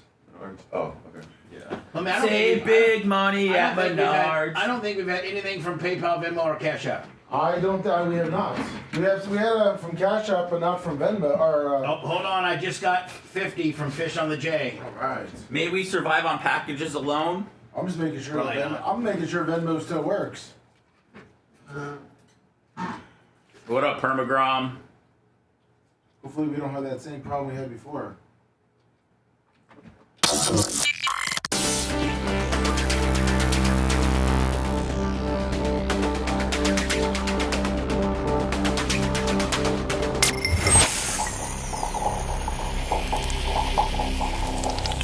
Broadcasting live from the Aquabeto Studios. Aquabeto.com/Bubba. It's the Bubba the Love Sponge Show. Man, Lummy, I like that. And I wish we wouldn't have got screwed. And I'm sure that Rhett is equally as upset as I am, because there was a time when we were going to be the digital partner of South Florida, University of South Florida football, we're back in talks. until some trolls tried to F with us. And I was just seeing some footage that Rhett had shot. I think maybe you and Rhett went. Yeah. And it was such great, like, not regular footage that you see. It was kind of behind the scenes, embedded into practice. It was good. Oh my! I was watching the B-roll during the commercial set, and I got a meeting next week. Man, going back out there. Should you bring them some Bubba Army swag? We did before. They loved it. But, okay. It's the same guy. We're Fish back on the J. $50. Yes, let me. It looks like our mechanism is not broken. Well, don't worry. PayPal, Venmo, Cash App. It's been dry for a couple days. Matt Hoxie, 25 on the Venmo, and Cretin Travis, $200. Oh my God, Creatine. Venmo. He must have got his big Target bonus. Venmo works. Vice President of Target all delivery operations. I'm not really supposed to be saying that, am I? No. He likes to keep up. Yeah, Mike Bellagio. Mm-hmm. Mike Bellagio. Anyway, thank you, Creatine Travis. Thank you, Fish on the J, and then John Kostika yesterday, $250 on the PayPal, Venmo, Cash App, at the Bubba Army. Everything pretty much is at the Bubba Army. YouTube, Rumble, X, Twitch, Facebook.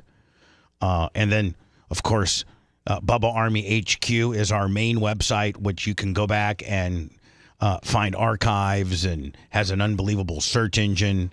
You can listen to the show and podcasts.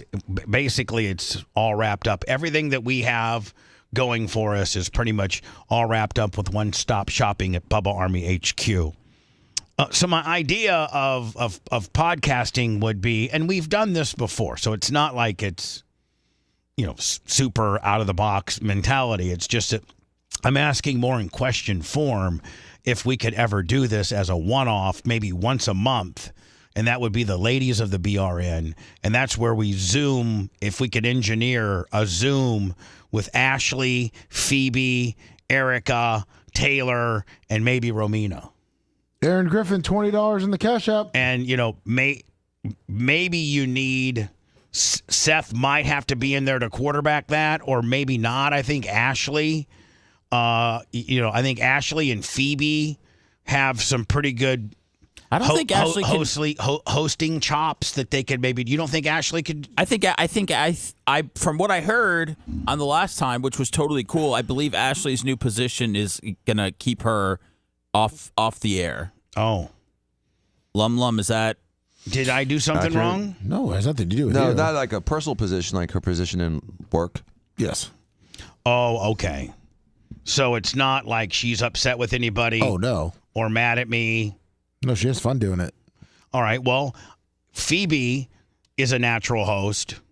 Merch Crick probably is not, but probably could be pretty damn good. I don't really know Taylor's personality and if she would want to participate, but it would be open to her. That's Rhett's significant other. And then Romina would probably be a hard no. For hosting? No, for even being part of it. Well, maybe be part of it. I mean, that would be so cool if we could start getting not strawberry her, picking, but if we could start getting her involved. She might appreciate us and what you do. Like if your wife had heard I drew up a molecule story on a napkin with a professor in New Orleans to come up with some type of life-saving Jesus juice that we had to fly a private plane to Peru to get radioactive material on, and I damn near was able to save the former owner of the Buccaneers. Like if she knew that, I don't think she knows that about you. Does she? I don't know or cares. I don't know if she cares, so... Well, she should. No, I agree. She should be like, that's my husband. Man, not only is he a prick at home, and I'm sometimes he upsets me, but there's moments of proudness when he does something that's up and beyond. So, I guess Ashley, because of her job position, cannot participate. But Phoebe, Erica, Taylor, at least those three, and then if Romina would want to, if we could Zoom all those four together. So you just like doing from their own homes? Just do Zoom calls? Yeah, I think we just were able to prove with me doing what I did Friday that you could do that. And Seth has told me that that's not a big deal. He could engineer that. So you could get up to 100 people on a Zoom if you want to. Right. So having a 4-tile, just like we right now, Dan, I think it would literally look like just like the screen that we have right now with all four of them and their Brady Bunch-like little box. And then Seth could be off air and kind of quarterback it or throw out. This is something where I think you do need a host, one of us, to throw out some questions for them to chew on a little bit. I think that would be huge. I really do. So you just want the significant others? Yeah. Initially. Then I was thinking, why don't we do a, Seth Phoebe show, me and Erica show, Lummy and Ashley show, Rhett and Taylor show, Dan and Phoebe. Dan and Dan and Romina show. Why don't you do that? Where you have like to Dandle.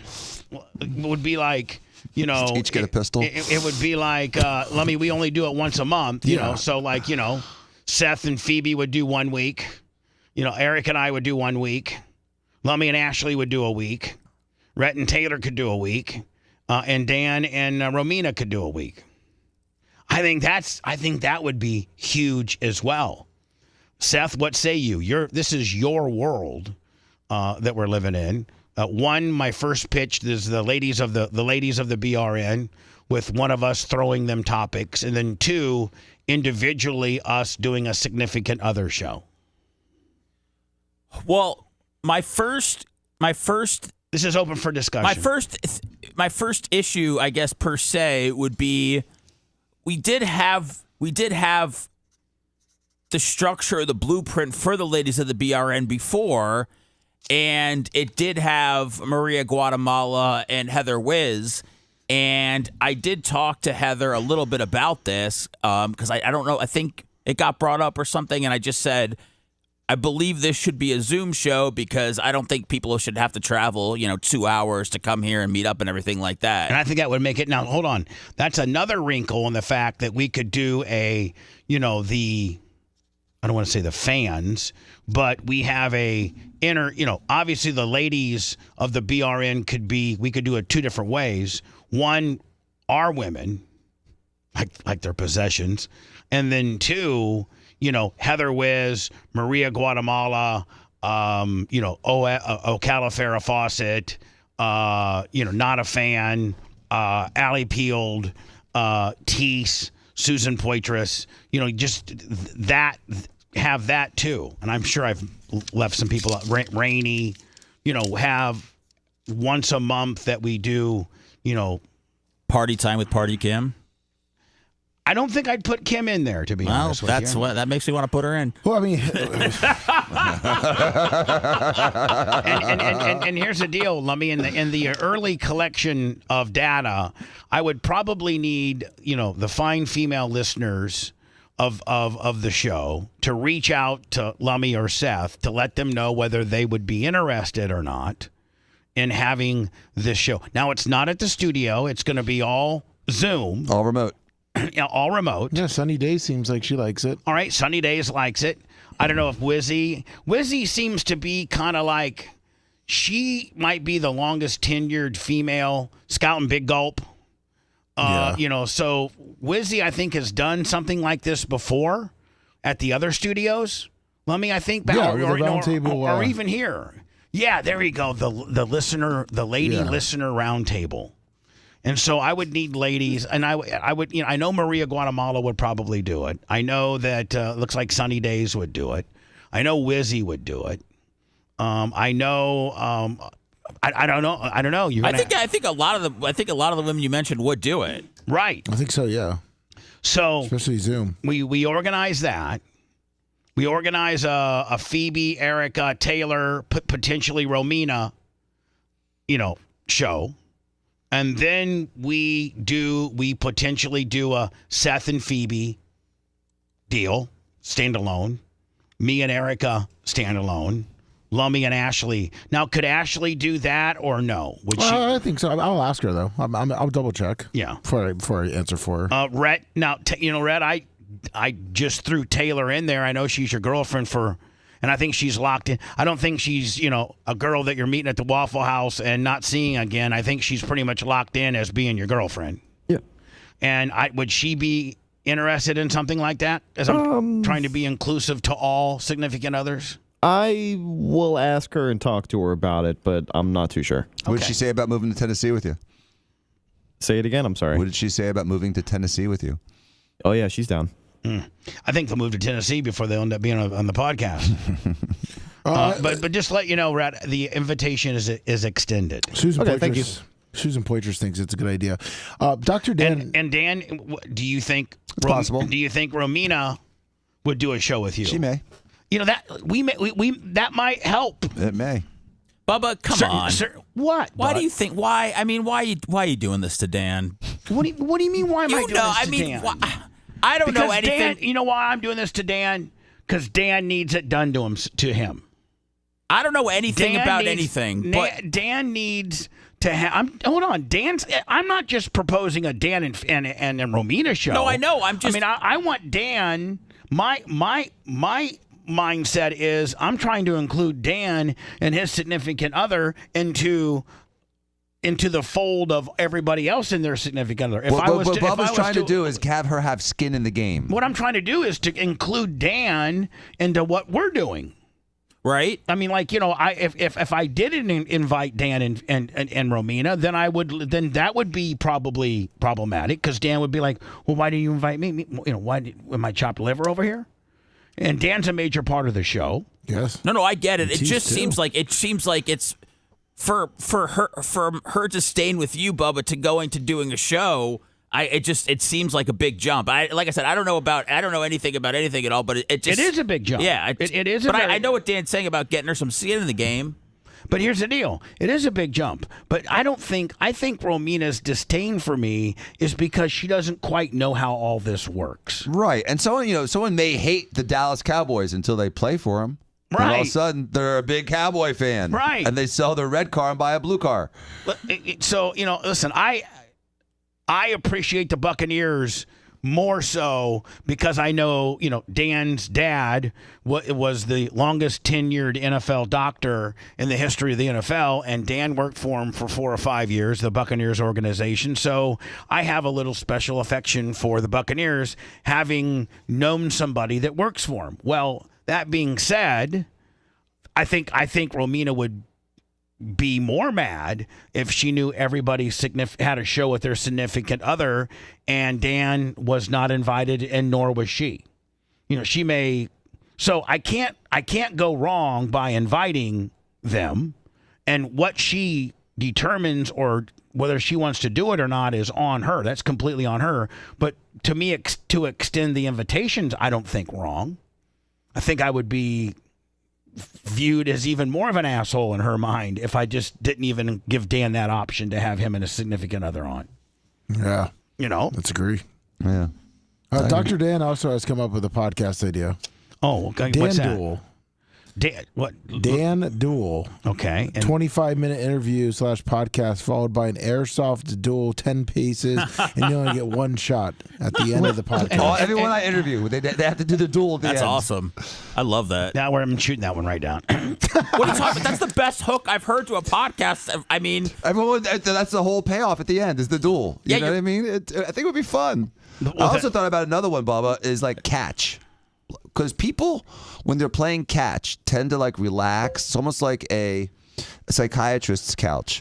And they start conversation. And I think Catch with Dan would be an interesting podcast. And who would be your first person that you would play catch with? I don't know, Bubba. Tino Martinez? Maybe Gruden. I don't know. Maybe. Gruden is too big of a star to play catch with you. No, he's not. Yes, he is. No, he's not. Yes, he is. No, he is not. Yes, he is. Oh boy, that's a challenge. Are you going to play catch? Maybe Derek Brooks. Maybe is it catch baseball or is it catch football? Well, I guess either one, right? I was thinking more baseball, even though I'm not a baseball player. I think you got to go to the. I think you have to go to football. Sport.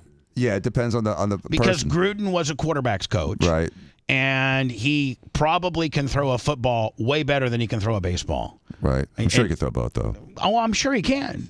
But that would be now catch with Dan and some of the stars that just the two that you mentioned, would be huge. Absolutely huge. Because you're right. Guys, first of all, you're not throwing bombs. You're throwing 20 yards. Right. Yeah, you're not throwing from across the stadium. Like from here to the top of the stage. Maybe exactly. And so enough so that you both guys mic'd up, 2 cameras. But enough that you can even talk without talking distance. Hey, coach, what do you think? What do you think about the Super Bowl lineup this weekend? Well, I mean, I think that's brilliant. I think that's I don't like the dual one. No, catch with Dan, love it. We got to work on your throwing motion though.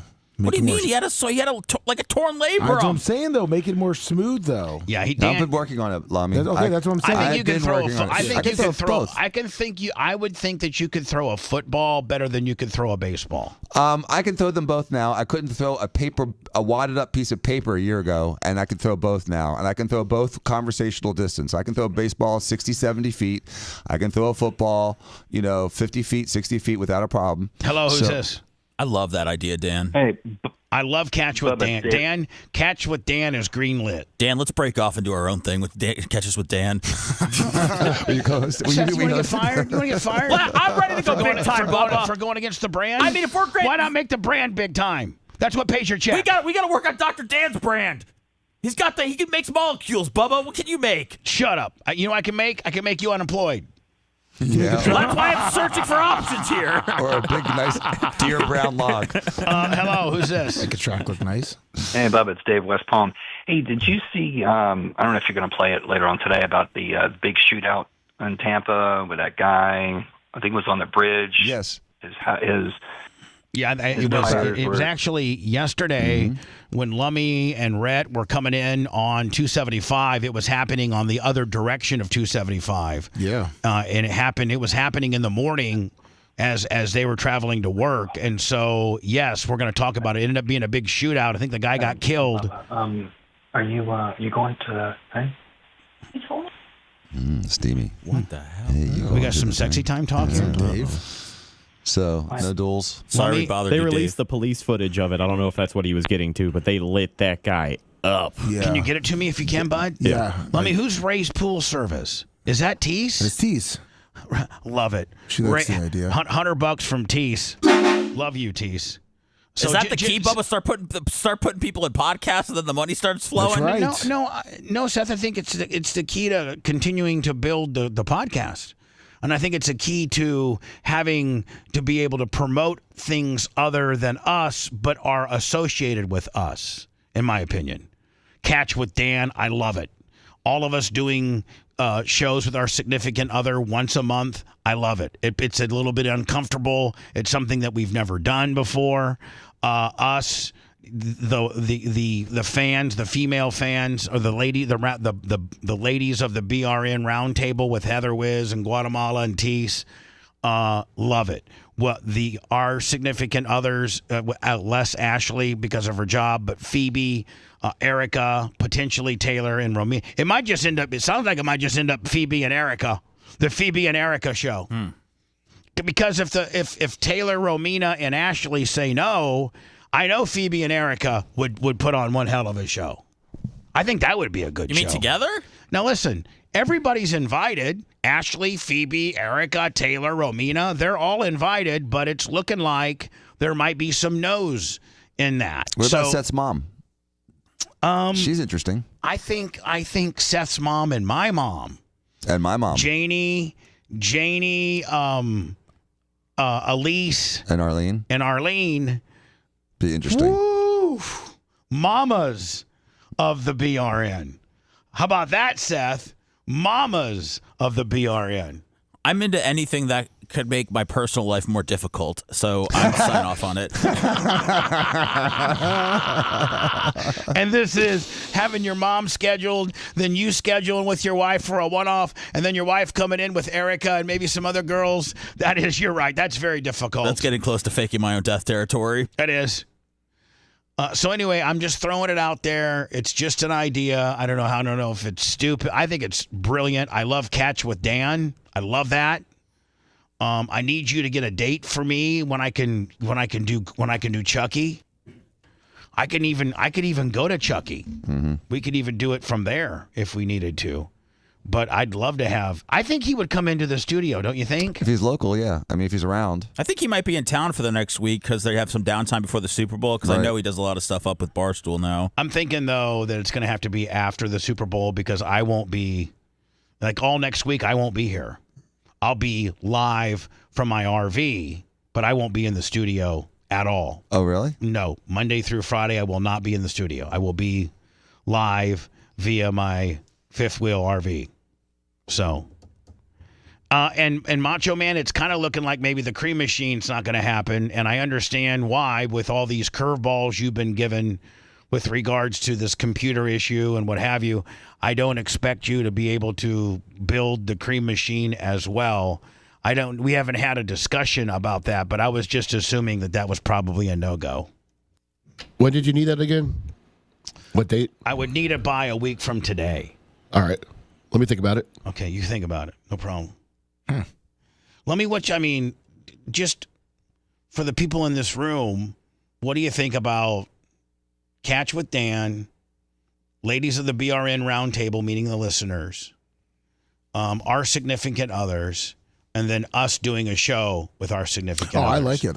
I like Catch with Dan. I think the ladies of the BRN. I've already gotten like 5 messages back with them. That's the roundtable. The roundtable, listeners, right? Yeah. Ladies of the BRN are our significant others. I think it's a good ladies idea of the Bubba Army Royalty Roundtable Chick Division, whatever that. You've already gotten 5 on that. Yeah.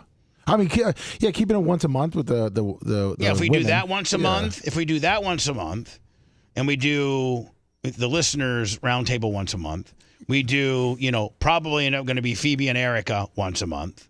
We do all of us, with our significant others once a month, and we do Catch with Dan once a month. That's 4, 5, 6, 7. That's like 8 additional podcasts a month. Yeah, that's good. Which I think, Seth, all of them would move the needle. You and Phoebe breaking it down, talking about what you guys would be huge. Me and Merch Crick would be huge. Lummy and Ashley would be huge.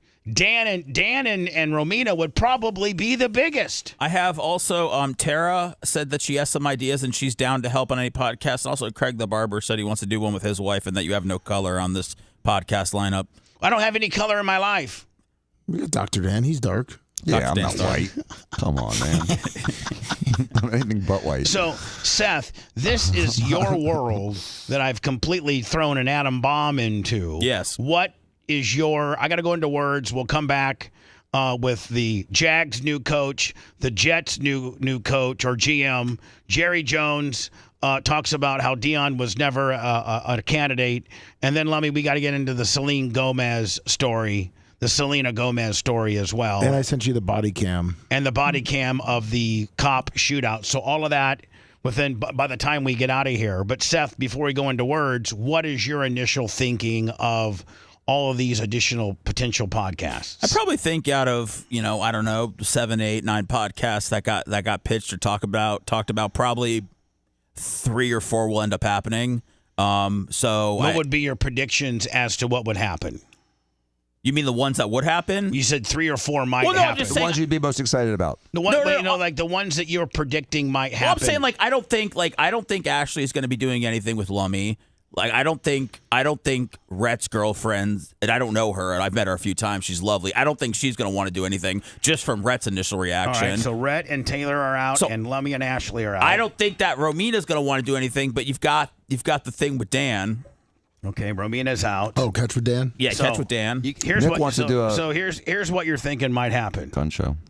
Seth and Phoebe, me and Erica, Catch with Dan, and potentially the ladies' listener roundtable. That's what I'm probably thinking is going to happen. Yes, I did mention Maria Guatemala for the ladies' roundtable. Yes, absolutely. Oh, there's a lot. Scout, Big Gulp, Tease. Yeah, that's probably going to be the easiest one to pull off because those people really want to do it. Yep, Sunny Days. Dan, could you get some type of indicator from Romina? Yeah, I'll check. Absolutely. Someone keeps saying Lasker and Diaco. Lasker's unhinged. He can only be tamed by one man. I'm the only one that can handle Lasker. I'm the only one that can hand him softballs. I know his life. I know his background. I know what to throw him that he can expand on. I inadvertently pissed him off during the Christmas thing, and I wasn't trying to, and I did because he's a tough guy to read sometimes. Yeah. So I agree, Bubba. He's better managed by you. Yeah. So let me go to words. It's looking like it's going to be here's what it's looking like.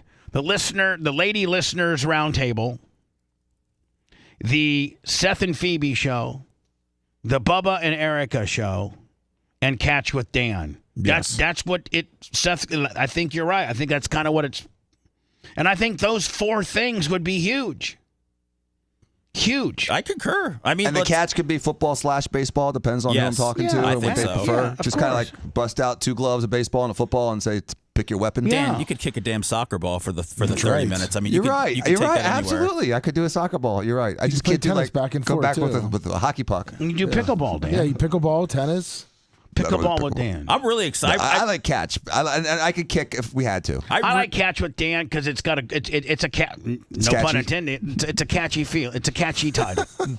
That really catch up with Dan. That really excites my creativity bones. Like I really want to help Dan get that started today.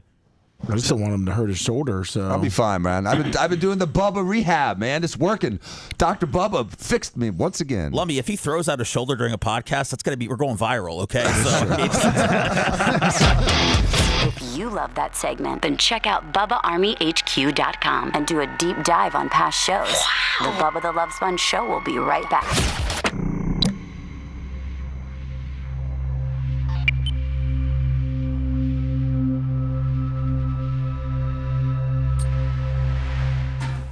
Yeah, that same little place where we drew up that actreotide molecule. Another time I was with my whole team, and we ended up having a food fight.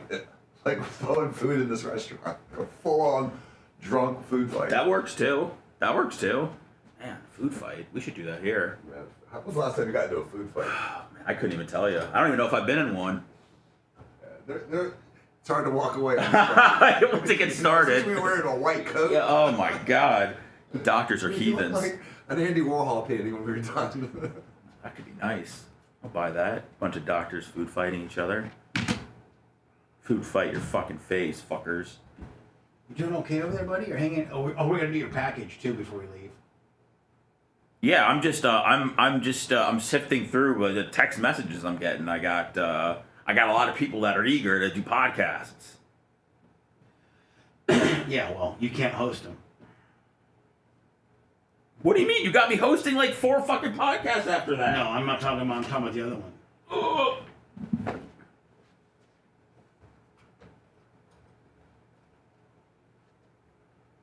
Okay, I'll try to accommodate you as much as I can. I appreciate your help, Pete.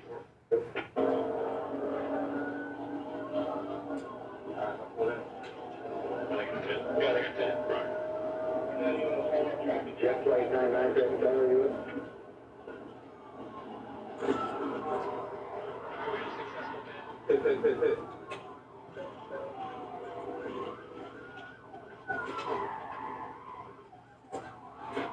Dude, square over the interstate, square on the interstate. Jet flight 99 Caution.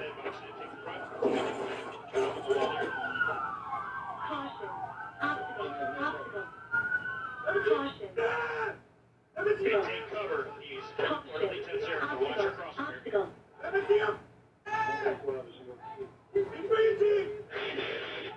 Jet flight 99. Jet flight 99 with you now. Good evening. Jet flight 99.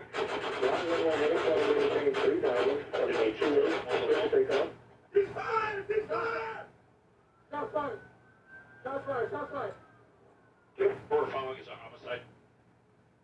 Well, the car we're following is a homicide suspect, and he's on the highway in Solich. Well, the car.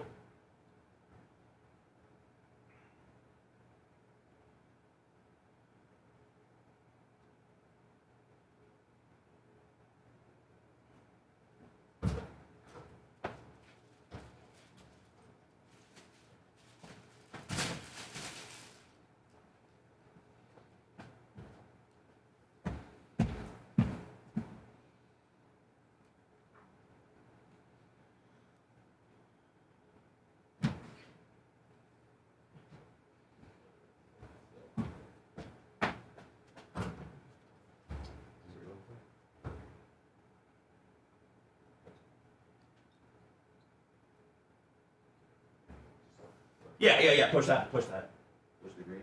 Okay. Yeah. Oh, man. Fucking Uber Eats guy's fucking honking out there to open the gate. The fuck is that? The fuck? Rude as shit.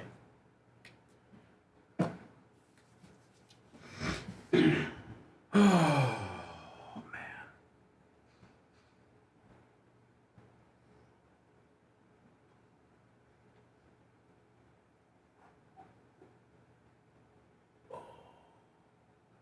Save big money at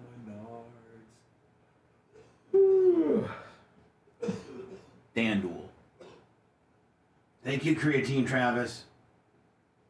Thank you, Matt Hoxie. Thank you, boys. What up, Thomas? What up, Travis? You know it, Danny. I actually haven't seen a Menards commercial in a long time. It's more of a northern thing. No, I know. I think it's probably because I don't even know. I don't WGNs. Thank you. WGN, I don't even know what channel that would be. What up, Bubba Wendy? What up, Ziggy? I guess I do get all the channels, so I could find WGN. We need a big crew. We need a big red crew, Bubba, for the crew machine. Masha said. We gotta build something? Yeah, to help them just engineer a couple things on it. Oh, okay. I'll get with the.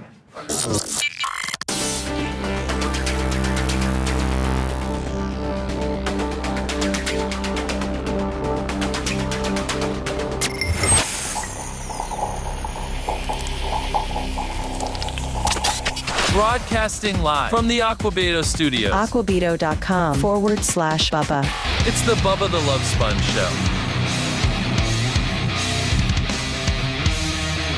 Lummy, by the way, thank you so much to Creatine Travis and Matt Hoxie and Teese. Fish on the J. All stepped up and helped us out a little bit. To PayPal, Venmo, Cash App. Eric Gibson, 25 on the Cash App. Thank you, my friend. Also, don't forget to follow us. Join, maybe subscribe. It's like $4.99 a month to be a member of our YouTube channel. That gets you.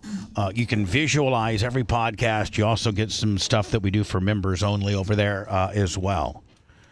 That is at our YouTube channel, which everything we got, again, YouTube, Rumble, X, Twitch, Facebook, is all at the Bubba Army. Hello. Hey, I was just saying on these podcasts, maybe consider doing them as segments on the show, kind of see which gets most traction, and then bust them out independently. But I think they're all great ideas. That's all. Thank you. I think we got to use this show to promote them and let them try to stand on the face of their own to see how well people gravitate to them. And then after they've done well, maybe use them as clips on the show, in my opinion. I think you can't, maybe they do well if they're segments rather than maybe get a better gauge. I don't know. I think you could. I think once they're done, you could maybe take some high spots. Exactly. I think once they're done, you could take some high spots out of each one, and into like a 30 or 45-second clip that you play on the regular show, and then ask people to go find the rest of the content on the podcast. Exactly. Maybe. Right on. Thanks for taking my call. Thank you, man. Bubba Army strong. Appreciate you. Jerry Jones confirms.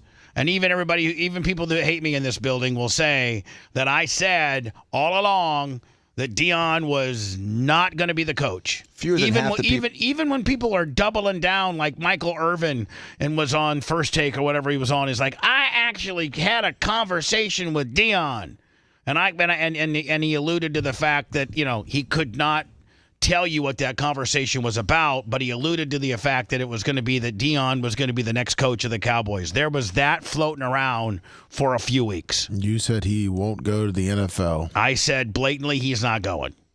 He's going to, and here's my prediction for Deion. Deion is either going to stay at Colorado for a long time, or he's going to at least see his initial recruiting class through.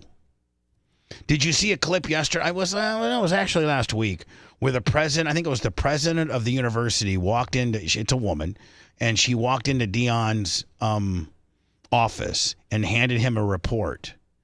And it was the highest, he now has produced, of all the coaches to ever coach Colorado football, already in his second year, he has the highest graduating percentage of any coach ever of his athletes. Yep. See, that's so important. Krzyzewski had that. Let me see if you can find that. Such an important thing. See if you can find that clip. That's such an important thing because people forget the whole purpose of college athletics originally was to help kids that were good athletes get an education. Right. Not to help them get NIH money or NIL money.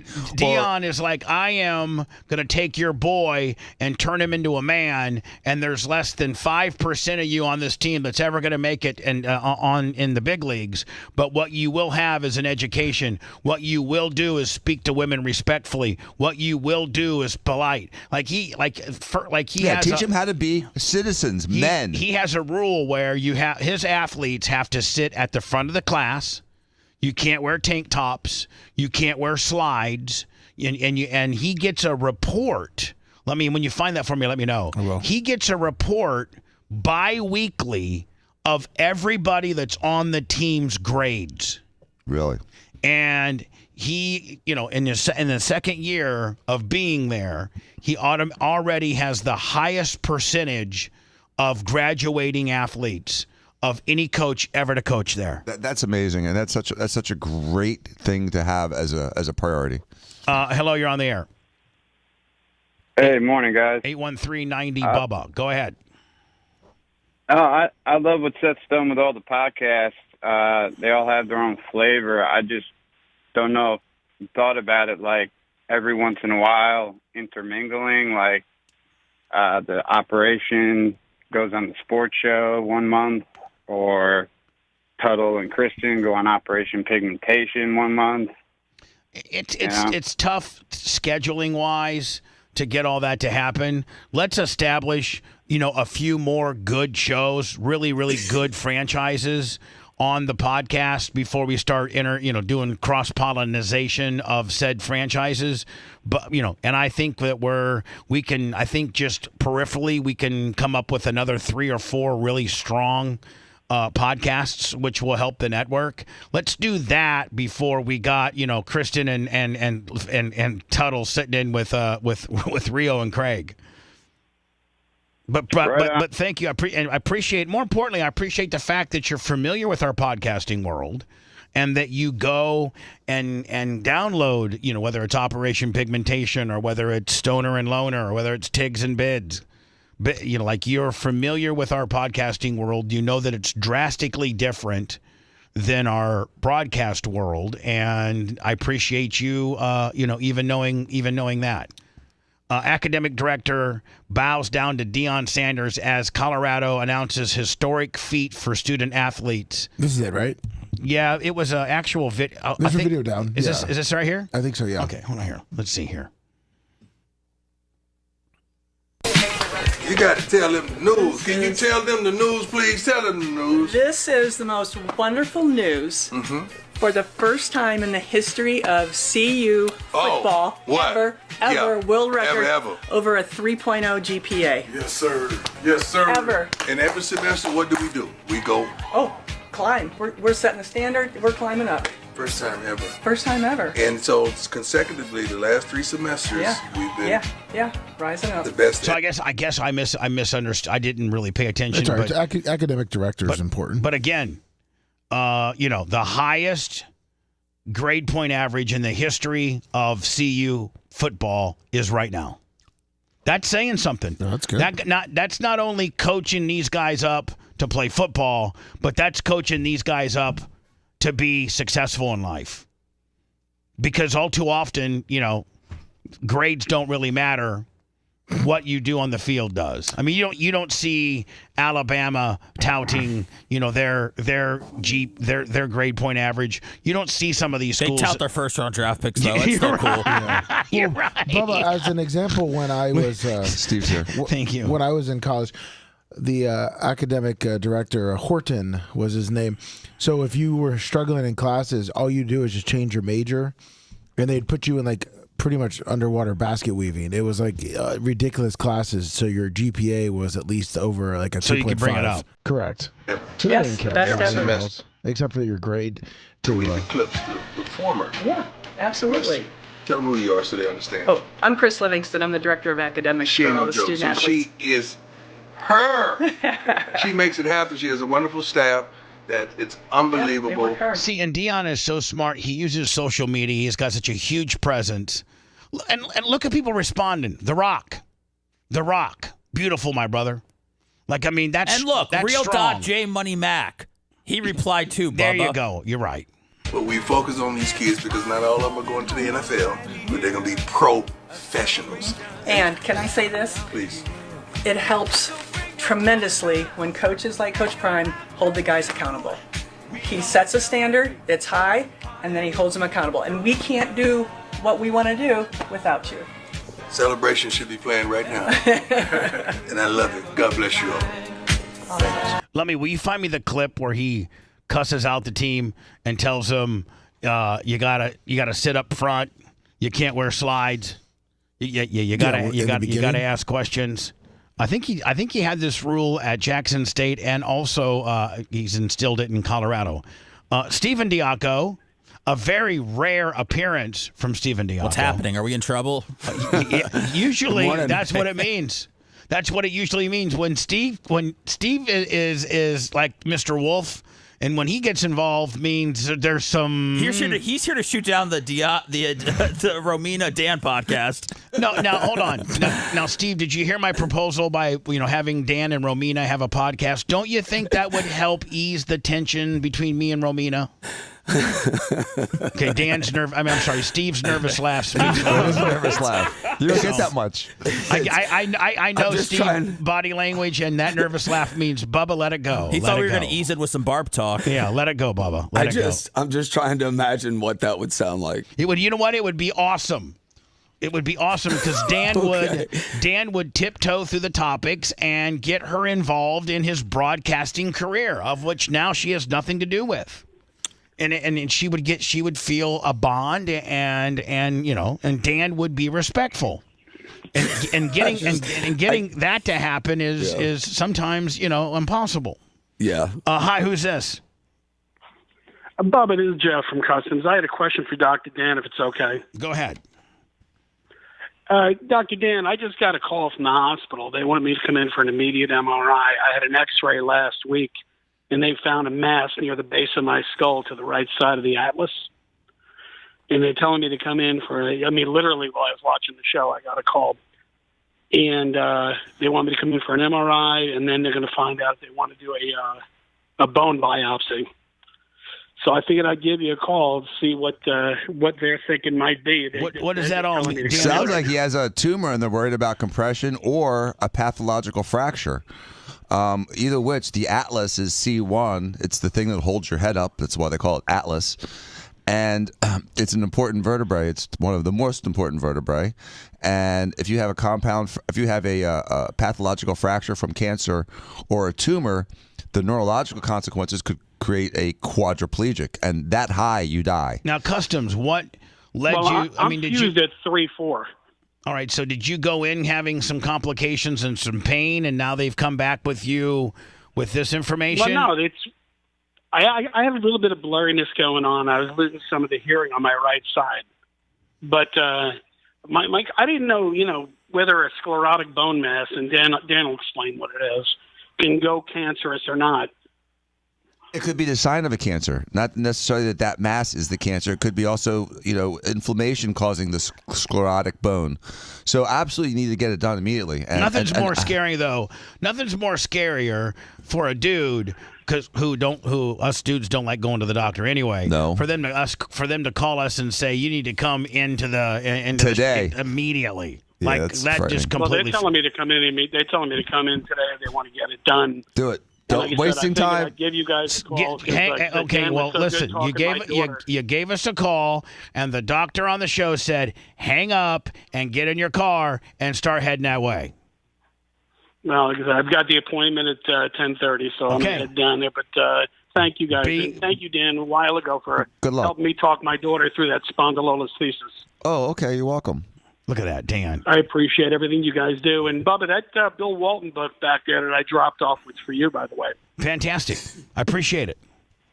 You guys take care, and good luck, you're not man. doing anything. Say a word for me, brothers. Good luck, and report back to us on what you find, okay? Yeah, I hope it's good news. You got it, guys. Bye now. Now, Dan, what's he talking about here? They did a screening test, and they found something that frightened them. So they're going to do a more definitive test to see exactly what it is and what it's pushing on and what it could be pushing on or about to, Like, Dan, have you ever had to make that phone call to a patient where you're like, listen, you need to get in here right now? Mm-hmm. It's not a good phone call. The best phone call I ever made was when I called a guy that had been in jail for 10 years, and I said, you're getting out next week. Those are the kind of calls I want to make. Yeah. No kidding. Yeah, for real. Yeah, your ass is a free man. Wow. Hello, who's this? Good morning, Bubba. This is Skinny from California. Hi, Good morning, Skinny. boys. Hi, Skinny from California. The Bubba Army is coast to worldwide, my friend. And in beautiful sunny California today, it is 26 degrees. That's great. We finally snapped our cold spell here, and it's starting to get back to normal. So what can I do for you, Skinny? Hey, on your podcast, you were talking about, couples on the show. How come there's not the Mach and Mustang show? I don't know. Maybe the Mach and Mustang show will be something that Mach and Mustang will want to do. Sounds like a plan. Thanks. Here's Dion. Mach wants nothing to do with Mach portion of on air. Yeah, Mach is actually asking Lemmy for some help with regards to the cream machine. That's it's just what been he's brought to my focused on. attention. Yeah. What does Macho Man need? So now here's the deal. Flooring and the walls. He just needs help putting that up. Okay. And then also we were talking about a portable AC unit if we could maybe rent one for the weekend for Sunbelt. Just for that weekend. I think it's going to be at night when I use it. Okay. So I think we can do the rooftop AC after this application. I don't think we need that right now. Well, he didn't know if we wanted to rent one. No, we don't know. Okay. All right. I can, no. Yep. Got it. Here's how Dion rolls right here. This is him addressing. This is when he was at Jackson State. School. We got school. We start school today, right? Okay, I want you to listen to me clearly and succinctly. No slides. No slides. No slides. No. Dion says this while wearing house slippers. Dion says this while wearing house slippers, literally. So is he talking about a slide, a flip-flop? Yeah. Okay, so you can wear those, but not flip-flops? No, I don't think you can wear either. Okay. No slides. No armpits exposed. No wife beaters. Sit in the front of the classroom and be the perfect gentleman, because when it comes down to it and you need help from that professor, they're going to recall your character and who you've been consistently in that class. No slides, no sleeveless shirts, no armpits exposed, none of that. And make sure you shower before you go to class. And do not. And here's the deal. Back when we went to school, nobody had to remind us to shower. No. But in today's world, you got to remind these lazy bastards. They won't shower for a few days if you don't get on them. They won't. It's so gross. I don't want to get a report that you was in some bull junk with our apparel on represent us. Kids sitting in the back of the class making noise. He's freestyling back to the whole class while I was trying to freestyle it. Teach you with Jackson State football shirt on. It's not going to happen. When it get back to me, it's going to get back to your coaches first, but then when it get back to me, it's going to be a problem. Here you go. That's how Dion. That's how Dion rolls. Let me. What's this right here? No, that's the one we played. Oh, that was the one. Yeah, about 2.0. How come people don't have the ability to smell themselves, Dan? I mean, how come we can tell? Because people acquiesce to a smell very quickly. Oh. So you can walk into a room that stinks, and after 5 minutes, it doesn't stink anymore. It's like a cigarette smoker that didn't think people can, smell the smoke. He smokes Right. a cigarette, chews some gum, and puts a little cologne on, and he doesn't realize that we can still smell your cigarettes. Right. It's like kind of like that with body odor. Mm-hmm. People don't really mind their own stench that much until they take a big, deep whiff of their own stinky armpit. Ooh. But it's smell, Seth. Ironically, even though you acquiesce to it quickly, is the strongest memory in our bodies. And so if you have a smell, it could remind you of a day from 15 years ago we had that same smell. So the worst thing a guy could do is stink in front of a girl, because that girl will never, ever forget. But on the flip side, if you got some like Bubba Army Volume 25 Alpha, and you smell super good, that same girl that thought the other dude had BO and you were crisp and clean, she'll remember that. Yep. That goes both sides of the fence. Now, I don't know how Jerry Jones necessarily parties or how he rolls in Dallas, But Lummy, He likes to party. I mean, am I assuming he knows? I mean, he knows what a glory hole is. Oh yeah, and he knows that glory holes are good. This has got to be this is a saying in Texas, isn't it? I don't know if this I have not found one. I don't know if this is a saying in Texas or not, but here we go. There's a very low percentage of this that is smiles and glory holes. Very low percentage.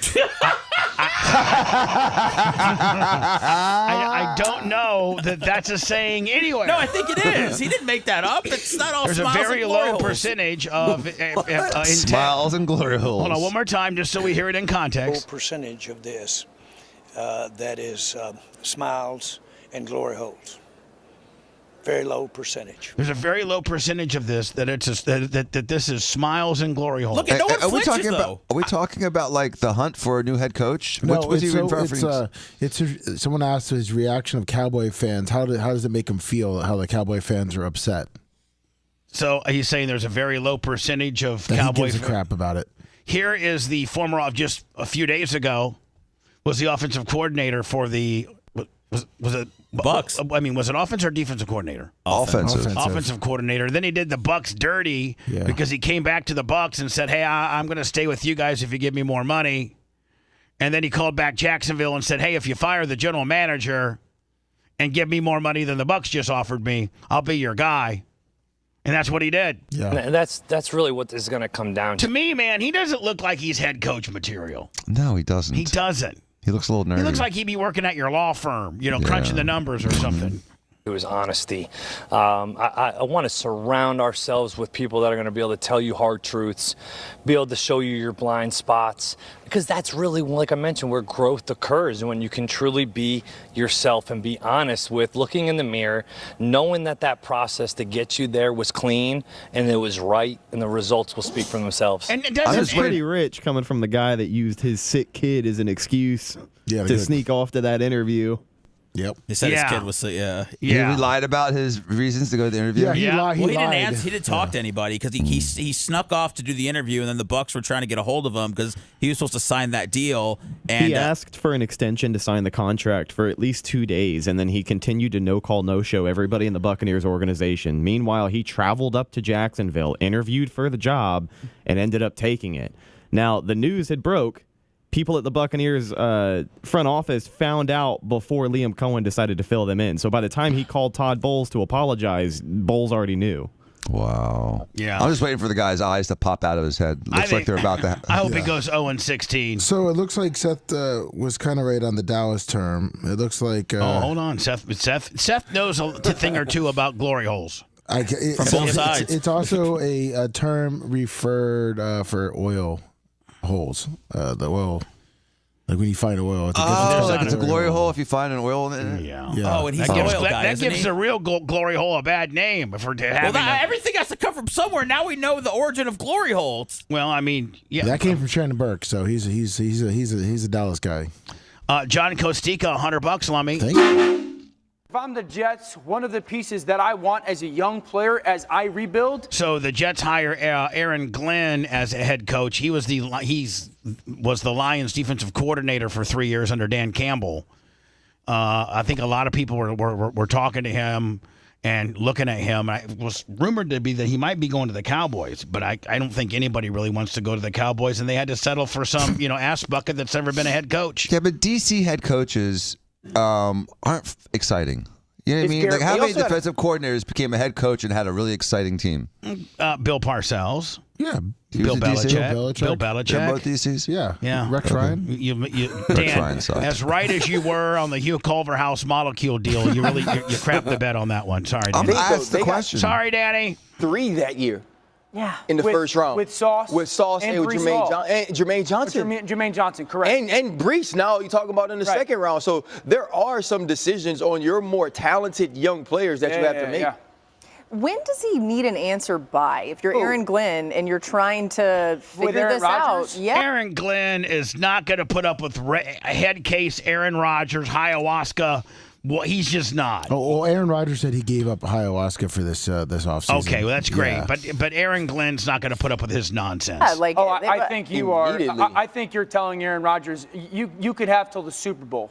And then by the Super Bowl, you got to tell us if you're playing or not. Remember, the combine comes really quickly. I'm not saying. And that's if the Jets even want him. They're drafting. If I'm the Jets, I don't need you to tell me by the Super Bowl. We don't want you.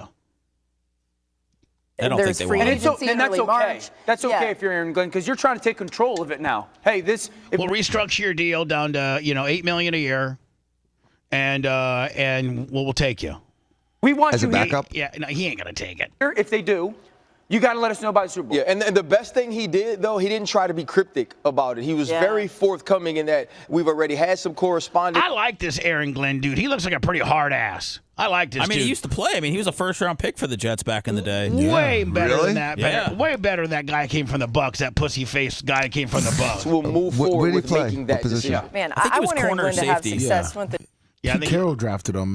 Was his first draft pick. Right before we go to words, this is the big shootout that this is as you were driving to work, you and Rhett yesterday morning. Now is this city of Tampa and Hillsborough? It's right next to downtown. So is this TPD? This is TPD. Mostly, yeah. This started off in my neighborhood. Yeah, this guy. They started at 8:30 the night before at the Dollar General on Dale Mabry, and I think Interbay. Yeah, it was right by my house. And then he just went on a joyride throughout the rest of the night. He was driving down sidewalks trying to run people over. He hit 4 people. This guy, one of them died. The bad guy. Yes. What a scumbag. Who's now dead. Yes, he is. And they show it. The car we're following is a homicide suspect, and he's on the highway at the moment. Now, homicide suspect, because probably one of the 4 people he hit died. Yeah, one. Yeah. Yeah. So I'll keep you updated. Okay, I'll try to accommodate you as much as I can. I appreciate it. Man, I wish I could be a cop. Help and spin people out and shoot them. So you'd be the one that wants to spin them out? Oh, I'd be like, let me spin them out, and I want to be the guy that shoots them too. All right, let's move in. As a bad guy, you know it's not good when you're riding on the wheel and you're sparking. Yeah. You know you're done at that point. Yeah, they're gonna pit it. Run. Jet flight 99, Tampa Tower, you with? I'd be freaked out if I was one of these dudes and all this nonsense That's was what I was happening thinking around me. about. I'd be like, man, what the hell's going on? Do you pull over? You should have pulled over. I can't believe they're not pulled over all the way. You They should. see fire. Now watch this, man. The guy tries to regain control, but then some cops just all converge. Cops don't care about getting a ding in your car and sending it to the body shop, man. They use them as ramming. Dude, how much do you practice that? They go to a class for it, Seth. Yeah, they literally go to like race courses and stuff and practice.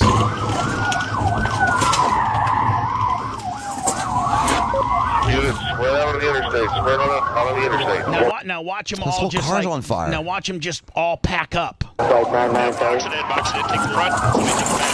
Hold it on the wall there. Did anyone see the pedestrian cars still going like they're trying to get around it? Obstacle. I get the hell out of here because that guy's fixing to get shot. I don't want to get Crossfire Willie. Exactly. Caution. Maintain cover. He's reportedly 10-0. Watch your crossfire. Obstacle. Let me see him. 1.4, have a shield. He's reaching! Jet flight 99, Tower.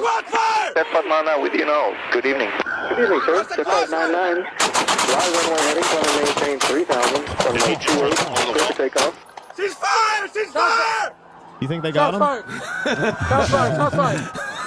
Cliff takeoff 10, runway heading to 3. Shots fired. Everyone, shots fired.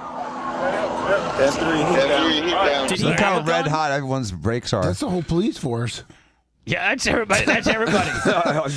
They call guys out of bed to come join 3 that. a.m. Wow. Did he have a gun? Yeah, I think they said he was reaching for something. He was reaching. There was a gun in the car. I'll have to look that up. I don't know if they confirmed or not if he had a gun.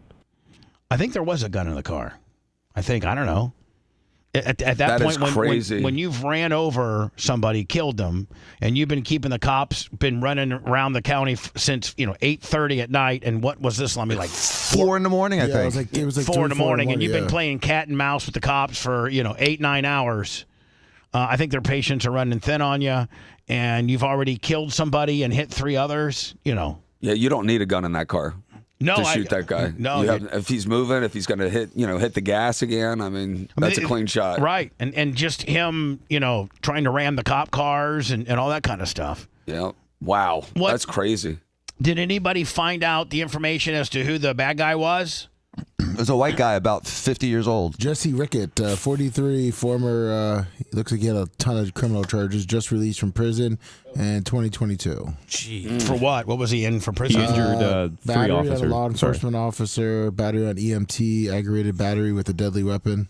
Well, he's in a better place. I mean, he is. She didn't have to kill somebody to get there. Well, I mean, it's too bad that that he had to kill somebody, some innocent person, to end up with him, being killed. Yeah. But so anyway, when we return, I think Dan's got to probably leave. Selena Gomez is all emotional about the deportation of Mexican people. The worst. Yeah, come on. I mean, after she defiled Justin Bieber, has she done anything? Has she done anything? Yeah, she's in some big TV series. Isn't she dying of lupus or something? I think she had like lupus or Lyme disease. That's how she got a kidney or something like that. Yeah, Kidney failure transplant with her best friend that she's not friends with anymore. What a scumbag! Steve knows. Steve's, very pop. We need to have Steve in here for pop culture. He knows everything. I mean, she's a billionaire, so she's doing Is something she a right. billionaire? Wow. Oh yeah. Here's my point. She's this billionaire that's sitting on her pedestal, bitching about stuff that she's uninformed about. If she's such a philanthropist and she cares so much about people, then take some of your $1 billion and do some direct help to people of your culture and your hometown nation and give them help. Who You videotapes hypocrite. themselves crying, though? Like, do you ever want to see yourself cry, honestly? No, it's the worst. You look like such a, And she set that camera up on herself to just boo-hoo. It's pathetic. Hey, Alexa, how much is Selena Gomez worth? Selena Gomez is worth an estimated $1 billion US dollars. How in the hell is she worth $1 billion? But she's a singer, actress, producer, songwriter, social media megastar. Her makeup company's worth $2 billion. Wow. Oh, it's her makeup. That's what did it. I would boycott all that nonsense. It's ridiculous. She's nuts. She should make camouflage for hiding. I interviewed her in Miami once. You did? Yeah, Hot Was she 105. Nice? Yeah, Hot 105 sent me down there to interview her when she had a new record coming out. So how was she? She was cool. I was really nervous, but she was awesome. That's where they almost kicked me out of the hotel because I was vaping in my hotel room, and they caught you. And they busted right in on me. And they did? Yeah. Oh yeah. Were you also masturbating? No. I was just vaping. And they kick you out for vaping? They told me no smoking, so I didn't know. I don't know if they knew what it was or not, but they walked right in. Yeah. You didn't have the deadbolt on? I always. Put I did. They take it down when there's some sort of smoking going on.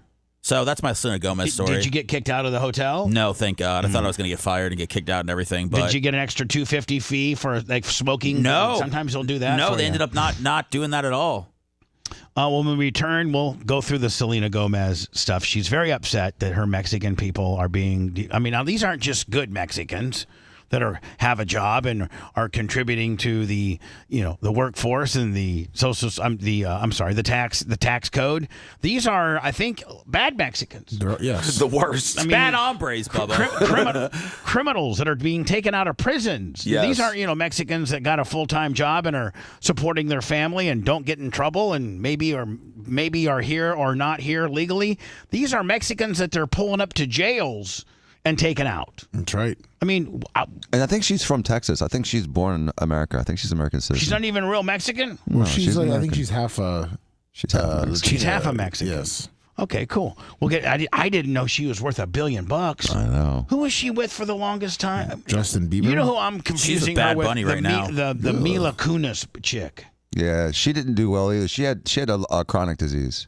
Isn't she with kidney disease too? No, Mila she's Kunis, with thyroid? Ashton Kutcher. Right. Yeah, Did she have a disease though? No, too? that's the girl from the Modern Family. She had a big problem. Right. Yeah. What kind of disease does she have? I think she has some kind of chronic kidney disease She too. does. Yes. She's had a lot of issues. She's like the one that plays the dumb girl, and she's kind of cute, skinny little girl, dark hair. On Modern Family. Haley. I don't know if that's her name on the show or real life, but yeah. We'll do the Selena Gomez stuff. She's just very, very, very upset. She goes on. Now, has this since been taken down? Yeah, Yes. she took it down. She took it down. did? Yes. Did you see the? She used to be on Glenn Beck's Blaze, and I think she used to be a Fox contributor. Yeah, she still is. Tommy, is it Tommy Loren? Yeah. Oh, she yeah. is so hot. Love too. her. Oh my God. Smoke she show. is so. Oh yeah. I mean, just look at that. Oh my God. I guess she has a little message for Selena Gomez as well, which I think we'll like and find refreshing. She's got a mouth on her. Oh, she does. She's got a lot of things She's on lippy. her. She's got a lot of things on her. If you want 24/7 on-demand Bubba and the crew, go to BubbaArmyHQ.com. Right now. The Bubba the Love Sponge show will be back after this.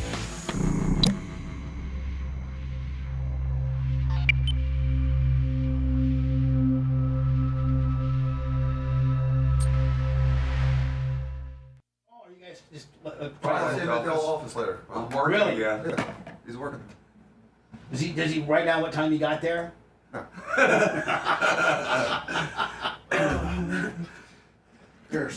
I think John Costique? I think I did. Yes, you did. Okay. I am. Get to the gold. Yeah, you get to up to the gold. Nice. This is the goods. Oh, there it is. That's awesome.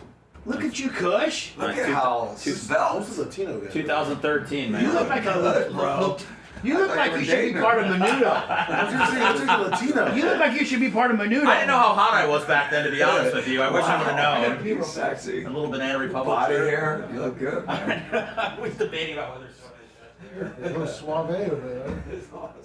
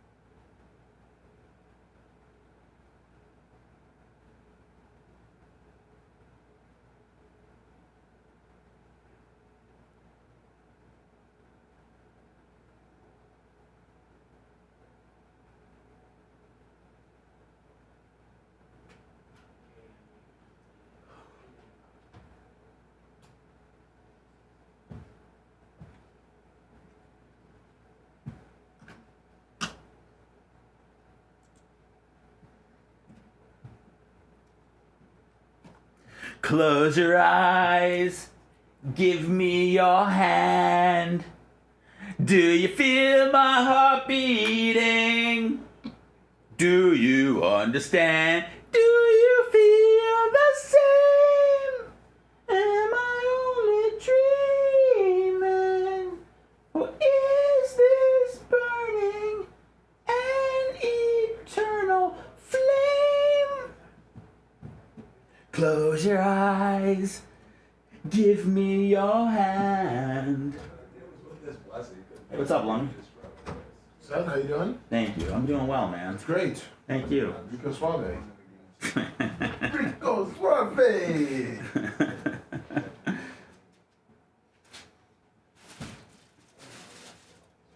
Say my name, sunshine through the rain.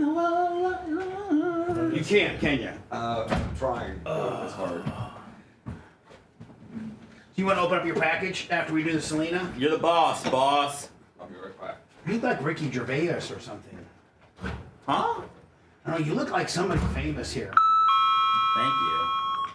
Man, I will tell you this, Selena Gomez looks hot as fuck here. Is she an adult here? Yeah, it's 12 years ago. But I think she's like, yeah. Okay, I don't want to get in trouble for fretting over her. No, she's an adult. She was 18? Yeah. Yeah, for sure. We'll call it that, won't we?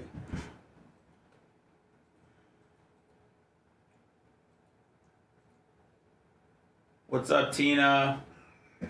What's up, Tease?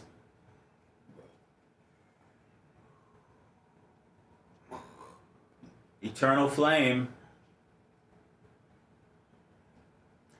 No, I don't sing in the shower. I save it for here. Got to save my pipes when there's an audience.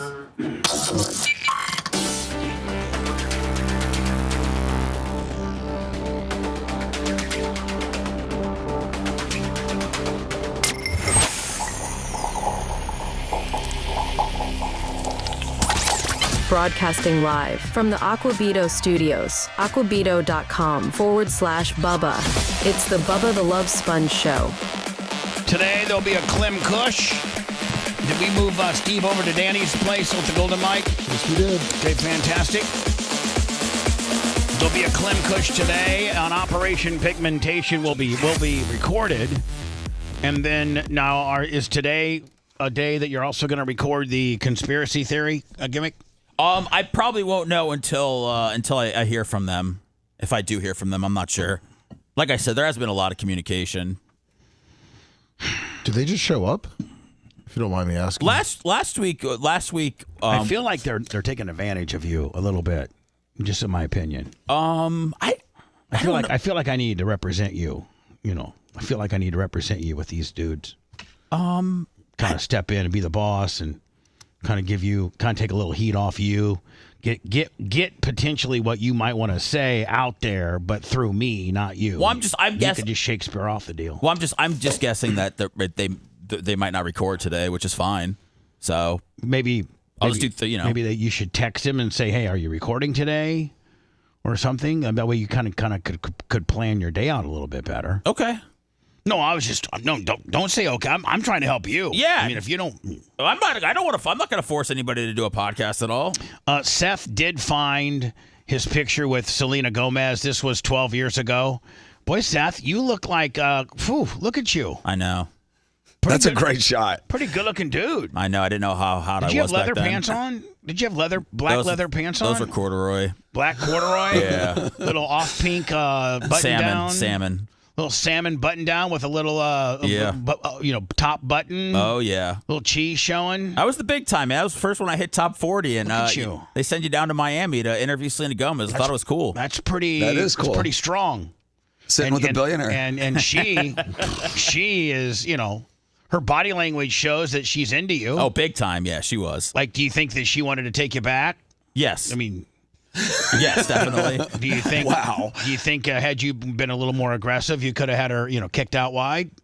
Oh, right there in front of everybody. Yeah. No, I mean not for. I mean, come on, Bubba. Yeah, of course. Of course, I could have had Selena Gomez. At this point, of course. I mean, at this point, she wasn't nearly.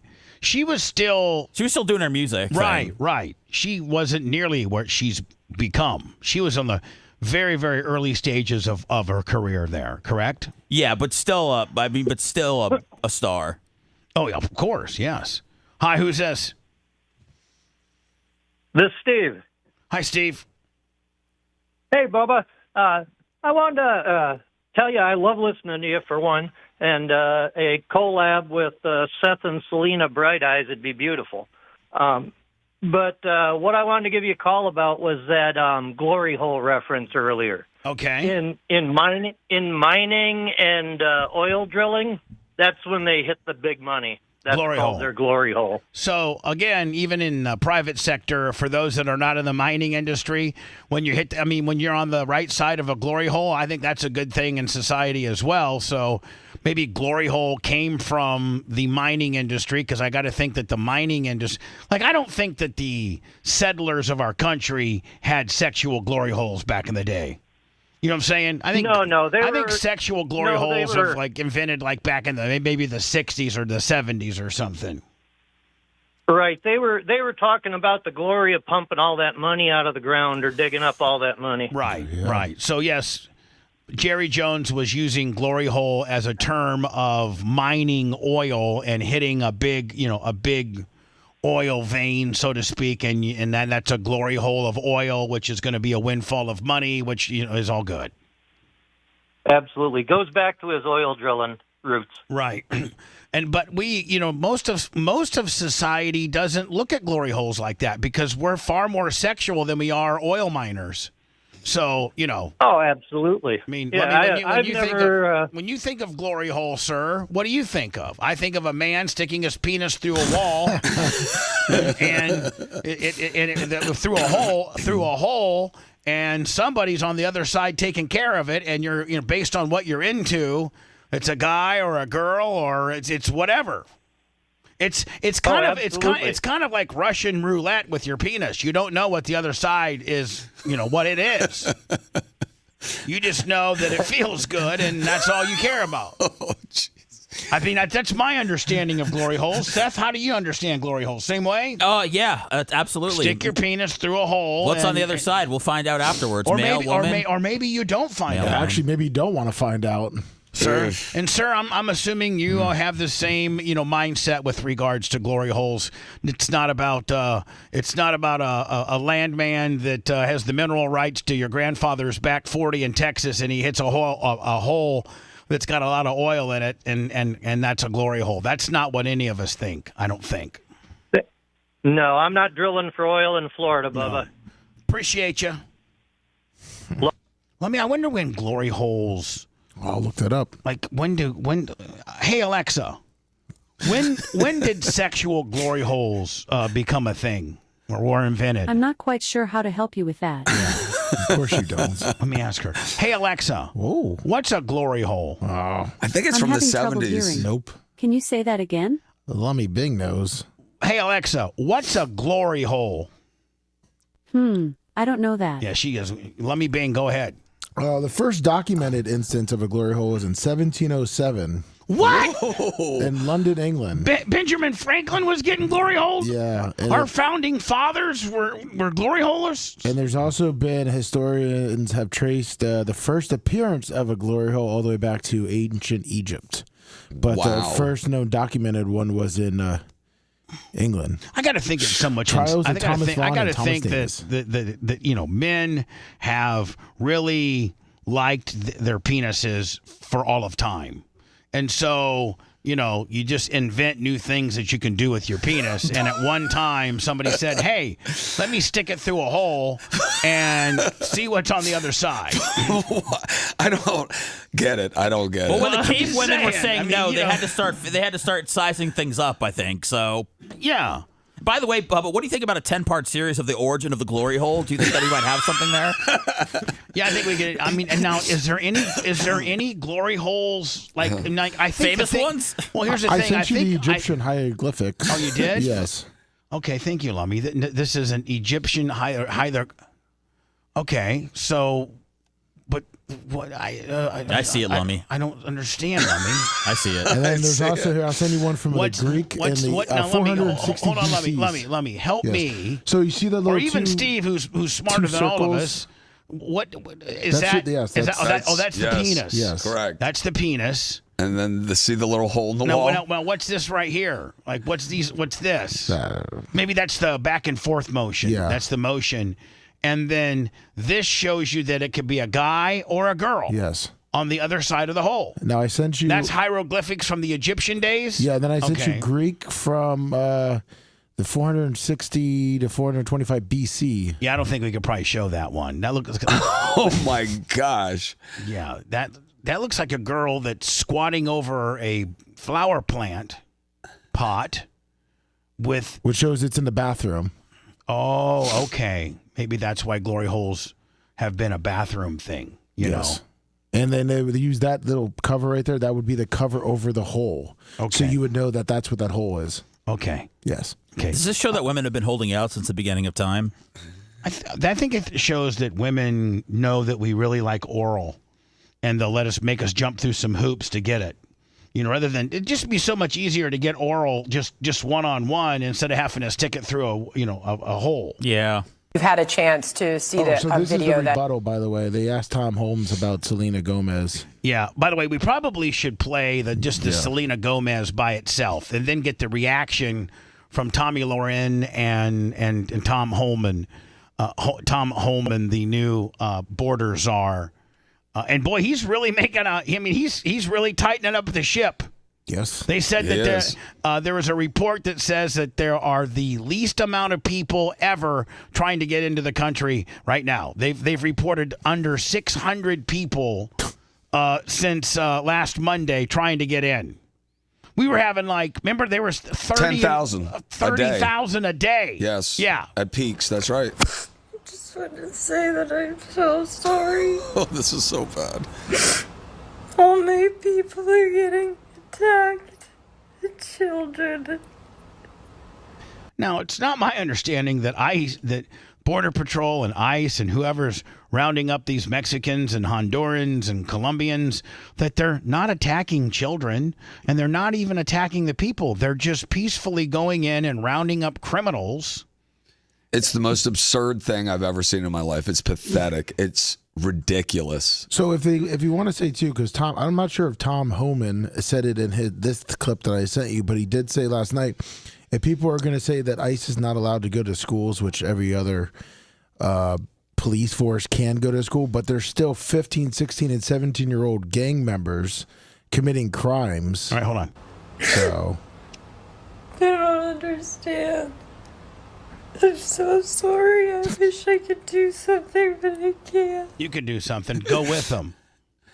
I don't know what to do. I'll try everything, I promise. So anyway, one of our handlers, Steve Diacos, told her to take this thing down immediately. It's going to hurt the brand. It's going to hurt the makeup deal. It's going to hurt all the deals we have because most intelligent people, regardless of your party affiliation, really don't have a problem with mass deportation of criminals and bad guys. And you feeling, so emotional that, Mexicans that have committed crimes are being deported from our country makes you look stupid. I am just watching. Look at a little cleavage, Lummy. Look at that one button screaming. Sure is. Selena Gomez cry for the illegal immigrants. These celebrity hacks, they see things on TikTok or Instagram or social media, and they're so stupid and ill-informed that they sit there and cry because criminal aliens, rapists, and murderers are being deported back to their country of origin. Again, that Mexican, couple that live, a little bit down the road, Lummy, and he goes to work every day and she goes to work every day, or maybe she's a housewife and she's raising the kids, but that guy's a roofer, or he's doing just some absolute, hard manual labor that most white people won't do, and he's busting his ass and he's paying his bills and he's doing the right thing. I don't really think that guy has much to worry about. They're not going after him. Not at all. I think the guy that, robbed a 7-Eleven is currently, in the Hillsborough County, Orient County Jail, or they got intel that he's living in this particular spot. Those are the people they're going after. She's lucky that they don't get hung by their toenails. We're just sending them home, Selena. And the fact that you're defending rapists and murderers just shows how stupid you are. God help you. Bless your heart. By the way, this is Tommy Loren's page, and she is an absolute smoke show. Is she not? They went from, we're not taking the illegals back to, okay, we'll take them back and we'll send our own planes to come get them. That was the Trump effect in full force. And I think the rest of the world is really on notice now. If you sent your criminal alien... Seth, is she a contributor on Outkick? No, she has her own show on Outkick. That's what I'm saying. Yeah. I mean, Outkick's got several different shows, don't they? Yeah, it's led by Clay Travis. Yeah. Planes here, you emptied out she's your on prison. Fox a lot. She's Guess in her what? They're unbuttoned coming. sweater phase right now. And home. What do you think this means in terms of the mass deportation operation? Going to be smoother now?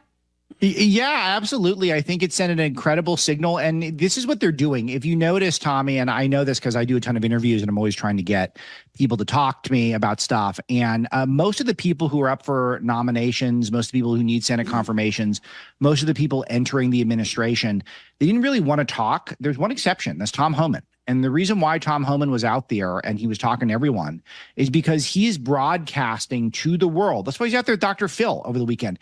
He's broadcasting to the world. America is closed unless you're invited. You need an invitation. You got to RSVP. You can't just wander on in here anymore.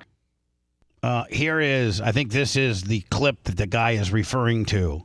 Tom Homan on Fox reacting to Selena Gomez's meltdown. Don't know if you've had a chance to see a video that has been going viral over the past hour or so. We're still working to clear it and show it. In fact, the Hollywood celebrity who posted it has now deleted it, I think because probably she faced a lot of backlash for it, noting even the New York Times and Fox News polls show that a majority of American respondents are in favor of deportations of criminals and gang members. She posted a video. Again, criminals and gang members. That's what they're rounding up right now. Yes. Not the good guys. 0 of them. Sobbing. She was crying in it. She said, all my people are getting attacked with the picture of a Mexican flag. Again, she has now taken that down. But what do you say to those who are out there saying that? I think she needs a Xanax and to get high. At least. That these are everyday people. These are families that are being attacked and dragged out of their homes. How do you respond to that? I like to hear what he says because this is where the buck stops. He's the dude that makes the decisions. And she said, are we going after criminals and bad guys or just, regular family members? He did say, right. Well, okay. Did he? Let's see. I don't think we arrested any families. We've arrested public safety threats and national security threats, bottom line. And look, President Trump He said we haven't arrested any families. No. Yeah, in another interview, I just heard him say, if there's illegals in the room that we're arresting a bad guy and they're there, we're gonna process them. On this one, they may get caught up in it. If you're a good Hispanic person and you're housing a bad one, you could get guilty by hemmed up on just by the fact that you're housing the bad one. Right. So moral of the story is don't let any bad ones in. Correct. Issue securing our. The same thing works with us. Steve, agree. If I robbed a bank and was doing a bunch of illegal activity and I'm hiding out at you and Krista's place and the cops come, they may get you for helping me hide out. Exactly. Right? And his point is, especially in the sanctuary cities, if they would just detain them in jail and not release them back out, they wouldn't have to go into people's homes and schools and churches. But they won't hold them, so they have to go into these settings and then find these people. Right. Border and saving lives. What happened on our southern border last 4 years is the biggest national security threat this country's seen, at least in my lifetime, because we got over 2 million known gotaways. We got a 600% increase in sex trafficking. We got a record number of terrorists crossing the border on the terrorist watch list. We have 250,000 Americans die from fentanyl coming across the open border. We're going to do this job, and we're going to enforce the laws of this country. If they don't like it, then go to Congress and change the law. I forget which lawmaker Lummy said. No, it was Grady. It was Grady Judd, and he said, listen, it would be better for all of the people that are in the target of being an illegal immigrant and having done something wrong or created a crime. It would be easier for you just to go back now on your own than for us to have to round you up. I mean, you got to think if you were a criminal in Mexico and you could somehow get it. I mean, are those people allowed to go back? Or do we stop them going back and arrest them? Or do we have an open border policy with regards to America getting into Mexico? Do we stop you and shake you down when you're trying to get into Mexico? Or do we say, go ahead? No, we don't check them when they're leaving. Mm-hmm. That's only the Mexican authorities. It's like, go ahead. Border's wide open. We don't, if you're a bad guy and you committed some crimes in the United States of America, if you can get your way to the border, I think they'll just let you right on through. I don't think they do a background check on you. No, they do. They just check you, make sure you have an ID at least. We're going to do this operational apology. We're going to make our community safer. We're going to save. Once we lock that border on continuous operation, you're going to see fentanyl deaths decrease, illegal alien crime decrease, sex trafficking decrease. It's just all for the good of this nation, and we're going to keep going. No apologies. We're moving forward. There we go. That's Tom Homan talking about the Selena Gomez deal. And then finally, before I go into words, border agents record shockingly low number of illegal crossings 1 week into the second Trump presidency. The number has more than halved since the final days of the Biden administration. I think that they're saying less than 600 people crossed illegally. That's Less incredible. than 600. Sources tell Fox News that not a single one of the 9 sectors received more than 200 crossings on January 26th, and the number of daily encounters only reached 582 in total, which is the same sector that would sustain over 4,000 crossings per day during the height of the border crossings in December of 2023. They only had 60. They had 60. That's incredible. That's what we need. That's what we need to shake out all the badness and start to get back on track. When we get back, the Colombian president's daughter, now she's trying to cause problems with Trump. Yeah. She said that for every Colombian that is deported, we'll return a gringo. What does that mean? They're going to say that these people, these bad Colombians that we're sending back, that they're going to literally try to sneak them back into our country? I think gringos are white guys. I think they're sending back an American, is what they're saying. We don't want the gringos. Keep them. Yeah, we don't want you. So they're saying for everyone that you send back, we're gonna round up an American. That's what she said. I think so. And send you back. Yeah. I doubt that's what Dad is saying, especially after he folded. Like a cheap suit. Unbelievable. By the way, this is her too. Oh, nice. Yeah, she got her making the decisions. Send her over, right? Yeah, send her over and let's put her at the dollhouse this Saturday night. Want to listen to the show on demand and on the go? Enlist today at BubbaArmyHQ.com. Sign up and start listening. The Bubba the Love Sponge Show will be back after this.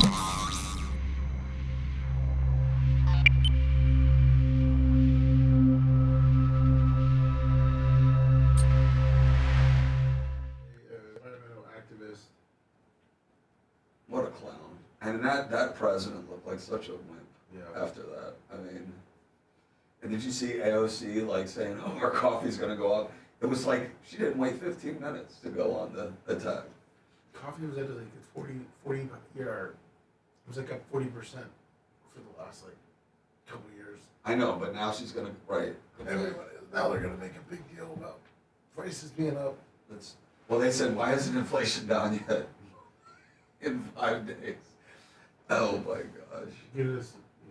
It's such a clown show. Snapping the fingers. It will go down. I mean, you're going to see fuel jump down here in a second. But it takes a minute. You got to give it a minute. Yeah. Usually that's how the cycle goes. Are eggs going to go down? Eggs are going down. They got to get that flu taken care of. Avian flu. I know. Avian. Yeah, they're killing. My one buddy lives next to one of the largest chicken coops in Ohio, and they just killed 1 million chickens yesterday. Wow. That's the problem. It has nothing to do with inflation or anything else. There's, Because the supply's down. I didn't know, but when they kill these chickens, they gas them, and then they take a big field.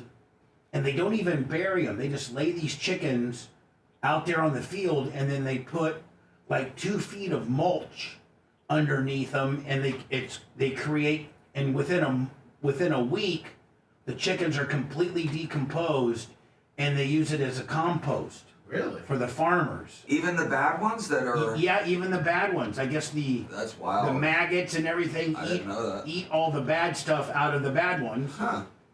I thought they burned them. No, they put them and create compost. That's wild. And I'm just saying, if it's a diseased bird, do we really want it in our compost? It doesn't make any sense, but what do I know? But I think the maggots. Met with the president, and he actually was singing your praises after. He said you were fascinating, impressive, a common sense person. I agree with him on that. Not a liberal or a conservative. I'm curious what your takeaway was. Experience. I mean, he And met with the. Fetterman's gonna flip. Yeah, Fetterman. He might.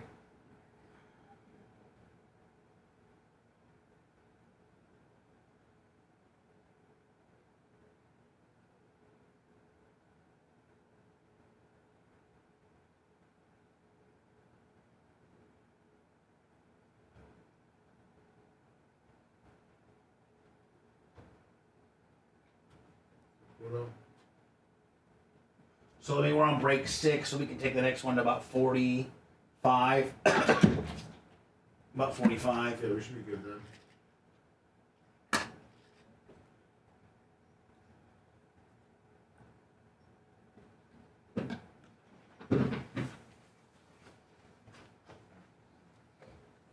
Have a baby powder. Seth, we'll do your package next. Okay. Seth package, Colombian.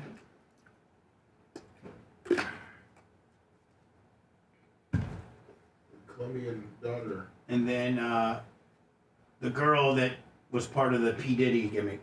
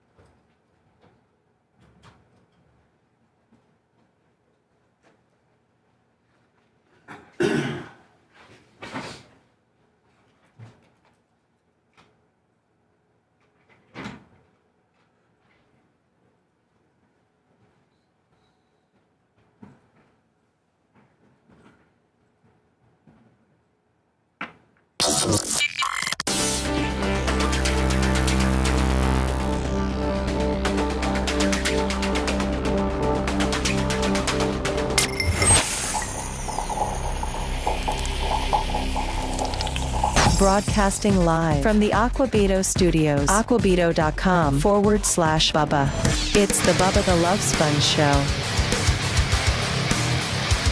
The infamous Steve Diaco in for Jay. Kind of a nice change of pace. Much different delivery and on-air shtick than Jay. Steve kind of a little more calculated, sits back, lets the conversation come to him. Whereas the other two brothers, man, they're just all over it. They're just gnawing at the bone. Steve's a little more calculated, lets it come to him, assesses it, says what he's got to say, gets in, gets out. Jay and Dan, on the other hand, like just oh my God. May I just comment on one thing you were talking about earlier? Yes. Okay, so the podcast. I really believe that. I mean, do you do one currently? No, I do 2. You do 2 podcasts. I do one with Lummy and Seth, and then one with Seth. Okay, because that's what I was going to say. Is like that's it. I mean, that's the podcast. Is your talents, and some guys with you maybe, and just like letting it rip. Now, what's the formula where these because that is? I mean, you've basically your show is what podcasts have become. Right. And our show's kind of like a big podcast. It is. And so why, do they do it every day, the most successful ones, or do they do it once a week? How does it? It varies. There's no one real, pathway to success for these, podcasts, but, you do want to be consistent with them. So, I mean, our podcasts are on YouTube. You can watch our podcasts if you are subscribed to our YouTube or if you're a member. And then they're all over, Apple, Spotify, iHeart, all those places. So what we try to do, Steve, is we try to create the show, which is this. And then the podcasting element of our business is ancillary shows fragmented from this show's with a couple other people, too. Like we have Operation Pigmentation, which are 2 African-American barbers in South St. Pete who have a whole different spin on life than we do. Right. And then we got like Tuttle and his wife that's got a podcast. And like, I would love a Dan and Romina podcast, which I don't think will ever happen. But, I don't get that, but okay. They're all just kind of a spin-off of the original show in short form, anywhere between 30 minutes to an hour. Well, Your so podcast. We're trying to build like a network. I see. Outside of our content show of podcasting. I got it. Well, I would do your podcast. That's the one I would want to do. You're not a fan of the Dr. Dan and Romina one? Well, I mean, I love them both dearly, but I mean, honestly, they hardly talk. I know. mean, that's the problem. That's the problem. What would be the content? The problem.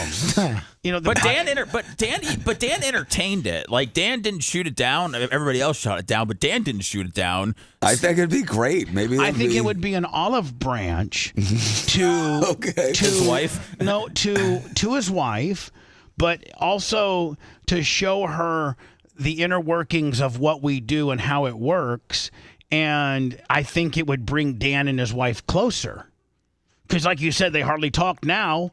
Well, if they were forced to do a show, on topics that they agreed to talk upon, I think it would be like almost therapeutic for them.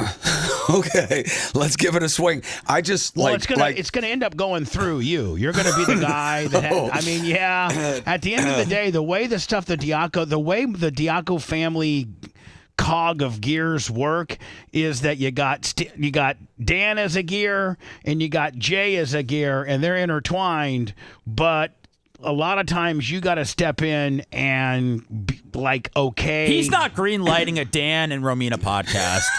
Big Steve's going to shoot that down, Bubba. So is that now? Are you reading between the lines, Seth, and saying that that's what Steve's trying to do right now? No. I think Steve knows that it's not going to happen. If for some wild reason it did, it would go absolutely haywire, which could be good for us, bad for them. That's what I'm taking away from it. I think that one of their biggest problems is lack of communication, and so being forced to communicate, I think, would be therapeutic. Well, okay, so you've had conversations with Romina, right? I mean, it's not just Dan.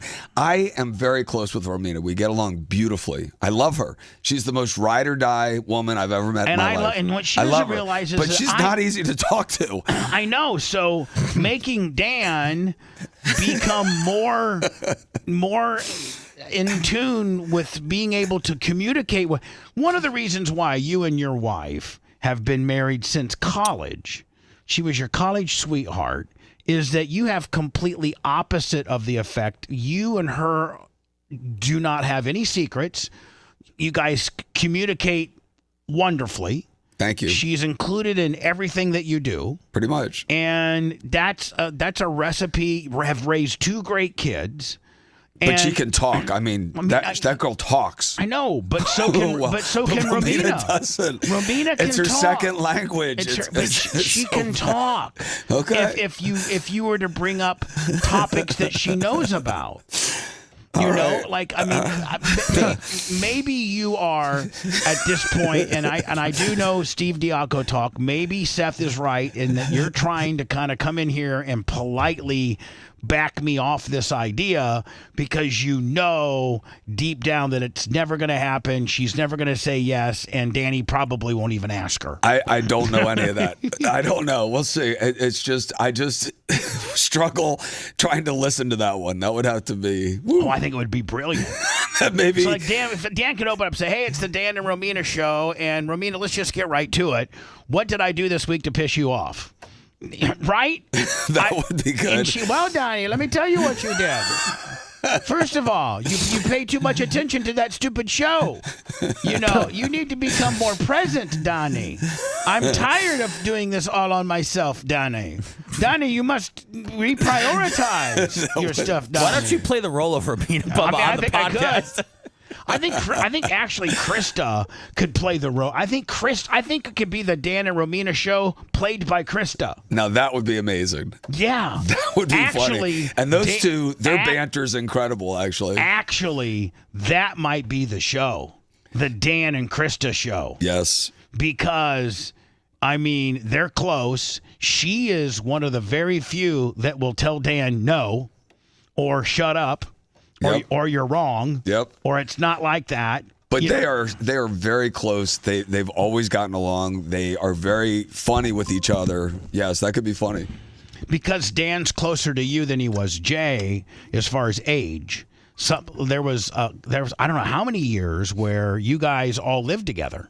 A long time, half our marriage. In the big house. Yep. Where Dan is now. Yep. Before the other one was built. Yep. Dan lived when he was single. Mm-hmm. Before he started his family, he was it was Three's company. Yep. We bought that house. We were going to flip it, and then the Great Recession hit. A lot of people, I'm not going to say this, and I hope you're not moved mad in. at me. I hope you're not mad at me, but a lot of people say that, Nick is a lot like Dan. Yes. we should do DNA because I don't know we were all living together if at the time. Krista got a little tipsy on some wine one night and sneaked into Dan's room, not knowing it wasn't you, and next thing, because Nick is a spitting image of Dan. Okay. Yes. And he's the only person in your entire family that's smarter than Dan. Yes. And Dan will admit that. Yes. Are you sure? I think Dan's backed that down a couple of times. No, Dan has to admit that. Dan, okay. Yeah, he has to admit it. It's been confirmed by Jay. It's been confirmed by Steven, even though Nick's Steven's son and he wants to pull for Nick. Even people that don't have a dog in the fight is like Nick. I'm not, Nick is a freak of nature. He's a freak of nature. And you're not. You're a normal dude. But I'm very normal. But of your brothers, who's a freak of nature? Dan. For sure. Saying. And, I don't think Krista would do that, but Danny would be like, if Krista had been had a big party night, drunk or whatever, and he would slip right in there. Dan's a dog. He is the worst. So Krista, I'm sorry. Was before he was married. Hold on. Did he say he would slip right in there with his sister-in-law? Yes. Holy crap. He's horrible. Here's what he said. Wow. When he was single. My wife wouldn't do that to me, but my brother would do it to me, is what he's saying. Right. Am I right? Danny definitely hit on a couple girlfriends over the years of mine. He's just a dog. Yeah, man. but it's hold on. You should see the difference how he acts around you than he does Jay. Well, he and Jay also had some girlfriend crossovers. Crossovers. There was some crossovers, but Dan was always very shady about it. I remember this one girl I was dating. He was like, he told this girl he came on a date with me. Because he didn't have a date, and I just felt bad for him. I brought him along, and he tells my date he's not really that into you, and he's into somebody else. Oh. And the next so that thing he you can know, have her. And he did. He took her. But here's the deal: as grown men in today's environment, you should see the difference of how Dan acts around you than when he acts around Jay. Really? You quell him a little bit. He walks a little bit on eggshells around you more so than Jay. Him and Jay will get flat into it. We've seen it, Lummy, where they are. Seth, have we not seen it where they're into it? They are into it. Yeah. He won't get that way with you. Yeah, we don't really, actually. That's true. That's true. Dan doesn't back down to Jay. Dan backs down to you. Yes. Okay. Yes. Dan will fight Jay where I don't think Dan will fight Jay physically. Exactly. If he needs to. That's what I mean. Dan and Jay are like two pit bulls. Yeah. And then the only thing that keeps Dan, from not killing Jay is that Jay's his boss at the law firm. That's true. And Dan told me one time, man, I'd like to beat the crap out of him, but he's my boss at the law firm, and he can write me right on out. He would too. He's threatened it more than once. I know he has. I'll scrape your name right off the wall. I know he will. That's what he said. It's been called Diaco. That's it. Diaco and Associates, and you're not an associate, Dan. Get the hell out of here. It's fun to watch those two battle it out, man. Oh, it really is fun. So anyway, maybe listen. Here's the deal: the Romina Dan show may not happen, but I at least wanted to, as I was doing all the me and Erica, Seth and Phoebe, I at least wanted to throw it out there so that it didn't get back to her that she wasn't invited. And who knows? He will ask her. Who knows what she'll say? I'm not going to interfere with that decision. The one time she came to BARP, we have a Romina Diaco award. Yes. Which, Lummy, what's the actual biggest pop award? Yeah, one year when I introduced Romina Diaco, she got the biggest response, the positive response of anybody. And so we have That's amazing. Romina Diaco award. And again, I love Romina. She's a sweetheart. And I don't think she knows how much the Bubba Army really loves, because she's such a like people don't know much about her. Right. And they don't. She doesn't care if the Bubba Army loves her. She cares if Dan loves her. Well, I know that, but Dan loves the Bubba Army, and it all goes together. It does. And so she doesn't realize how highly regarded she is. You know what? That's sweet. And she would be a star, Yes. Lummy, Yes. on the Bubba Army. Maybe she doesn't have that in her life where she's a star. She's a mom and a wife.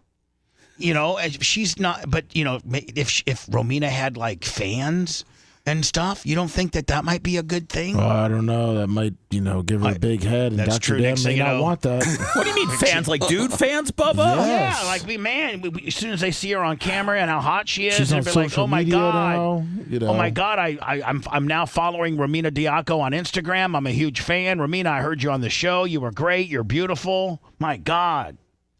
But Dan might want to keep her down. You know how Dan is. Next thing you know, she's more popular than Dan. That would kill Danny. Well, Bubba, I mean, you did have the rule that having the female or the wives or the girlfriend sometimes can be a bad thing. It can be. You learn, yeah. I mean, not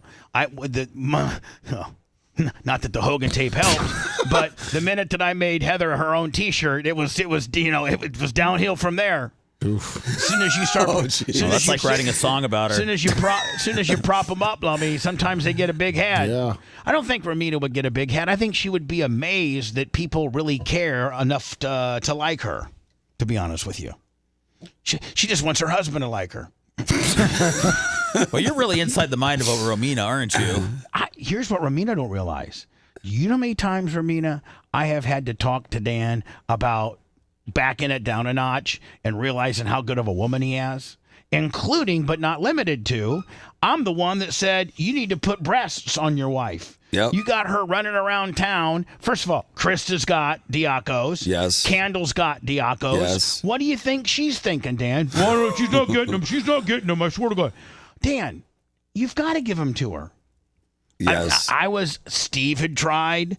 Jay had tried. True. Candle had tried. Krista had tried. I finally had to threaten Dan with the most important thing in his life, this stupid radio show, and said, if you don't put boobs on your wife, you're not on the air, Dan. No more. You're done. Have you ever like somebody was just asking if there are any bathing suit shots of Romina? Did you guys post any of that or something? No, I don't think we have. Because she has a smoke show body. My goodness. Do me a favor. I'm going to go to Words. Yes. But see if we can pull Romina's Instagram. It's a private. Is it? Yes, it's private. Oh, it's private? Yes. Damn it. Because she does take pictures all the time like that. She is hot. She is pretty. You're not a follower, Lummy? No, I am not. My wife is. I'm not. Well, she could probably send you a pic. Yeah, she could. Maybe Ashley can get a couple pirate pics, and we've already been pre-approved by the godfather of the family. Of course. I mean, Steve's like, listen, send me. She's beautiful. She'd be proud of it. Classy, hot Romina pics, so that we can show the Bubba Army exactly how beautiful Dan's wife is and how cool she is. She's amazing. She's super. Dan and her would be a great, but I mean, I think it would be a huge hit. Plus it would make Dan nervous and make Dan have to ask good questions and have to prepare for something that he is doing with his wife, which is a positive thing. You're the broadcasting genius, so I don't question what you see there. I'd have to check it out. I'd have to check that out. Oh, you're going to have to. There's going to be a lot of moving parts to all this. Yeah, I still think your podcast has great potential. Your hard work has just begun with regard to making this work. Seriously, if this is going to happen, it's going to be brokered through you. I'll make it happen. Well, if you want it, it'll be done. Well, done. Don't say that. I will do it. I think it just would be huge. That's so funny. I think it would be huge for her, and I think it would knock Dan down a few notches. And that's what you got to do sometimes. Yeah. You got to knock him down. Do you want to try to stay on her good side and ask if we could show the picture since she is private? And not get her pissed off guys, of you? I'm giving full authority. Did you hear that, Lummy? Yes, all right. Lummy, when you get full authority 5 minutes ago, you don't re-ask. Well, I'm trying to find a person to give me pictures. Let it rip. We're letting it rip. If you can find me good pictures of Romina that shows how beautiful she is. Get them to me so I can post them next. If you liked that segment, then you'll definitely like the new redesigned BubbaArmyHQ.com. We'll be back to the Bubba the Love Sponge show after this.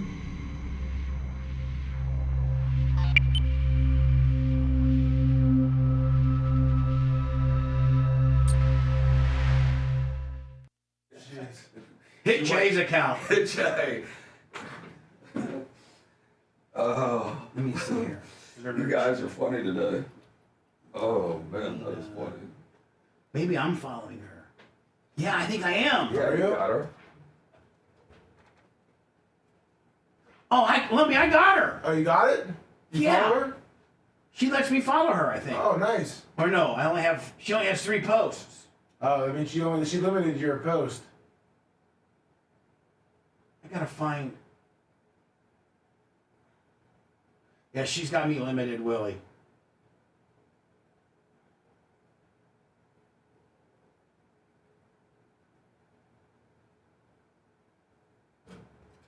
There you go. That's a good picture. That's with Krista, too. Danny said it was cool. Look, see, I'm going to show this one picture. Look, that's Krista, isn't it? Yeah. Krista, Romina, I don't know who. Oh, no. That's her mom and sister.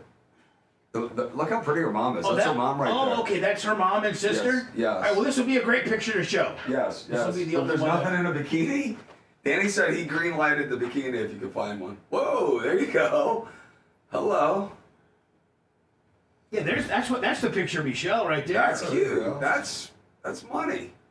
How could she not like that? I love it. How you doing? Let's see. Well, we're going with this right here. I love it. You know, Dan's so fucking mad at us right now. I just spoke to him to make sure it was cool, and he said it was fun.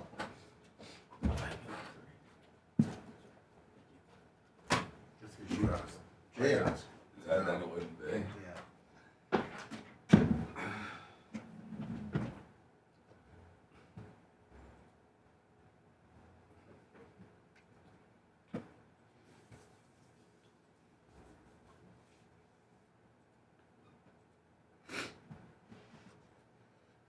Let's see, 66 months. I think Dan would be a nervous fucking wreck having her on. It would be. He would be a nervous wreck. He wouldn't want to take callers. Oh, no way.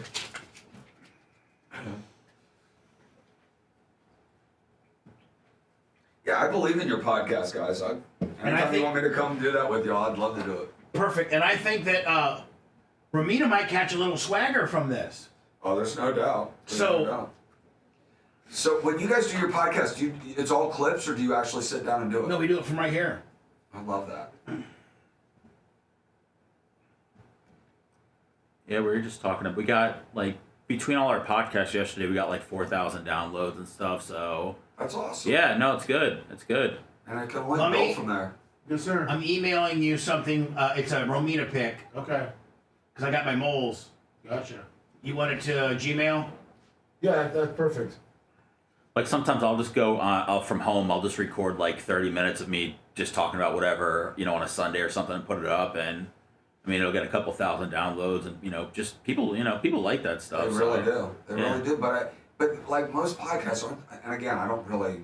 I know that's the pop culture right now. But do you is there a set time they're typically on? Like Joe Rogan, is it on it every day at a certain time? I think Joe Rogan is. Ours are a little different, just because I'll record. Bubba and I are doing a podcast today, Clem and Kush. I'll record that, but then I got another one right after that to record. So I might not be able to put up that podcast with Bubba until later on this afternoon after I get home, but I really should be, in a perfect world, be getting it up as soon as we're done. But just some days there's just things that pop up. So I try to keep the days consistent, but the times are. I see you too, Lummy. The times fluctuate. Interesting. Yeah.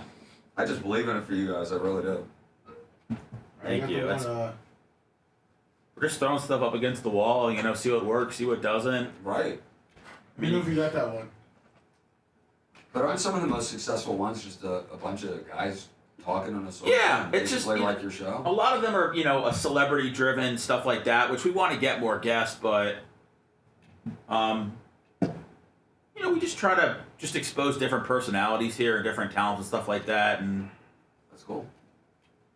Like, look at that picture. How the fuck do you go wrong with that? Well, what do you go wrong? I mean, what do you?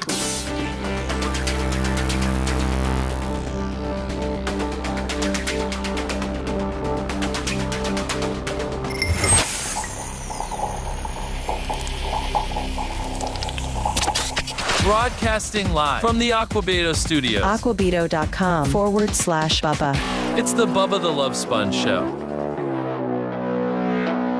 Lummy, are you sending me the second one? I sent it to you. Twice now. All right, here we go. Hold on. So we're going to save we're going to save Seth's package for Clem Kush. If that's okay with you, Kush. Yeah, no problem. Good, thanks, Vash. Okay. So, I'm just gonna take, and I've already been. I think I don't have nothing to worry about. Like, I don't care what Dan says. I don't care what Romina says. I've been pre-approved by Stephen Diaco. And that's all that matters. Wow, look at that. I mean, She's beautiful. Romina, if you got a problem with me posting how hot you are on my show so that, hundreds of thousands of people can say the following, because you can't say anything else but, wow. Romina Diaco is a fucking smoke show. Like, she is. Wow. And she's like, so nice. There's not a person that would say, man, what a dog. No. What the hell? No. I mean, she is gorgeous. Right. She's a great mother. Amazing mother. A great person. Yep. And this is what she looks like. Yep. Here's a picture of her. Here's a picture of her. Wow, that's a great one. That's a great picture of her. I got 3 pictures.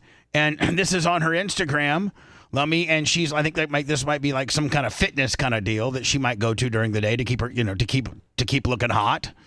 She trains. She works out. Yeah, I think this might be her training place that she's taking a picture. So, nice. What about this one? Look at that. Cheers. That's what Dan's scared of. Dan's scared of, becoming second fiddle. Right. I get it. So, I'm still proposing the Dan and Romina show. Yes. And Romina, yes, I am guilty of talking about you today and showing 3 pictures of how smoking hot you are. And I know that you're a good person on the inside. I know you don't like me, but I think I catch a lot of unnecessary heat. I really do.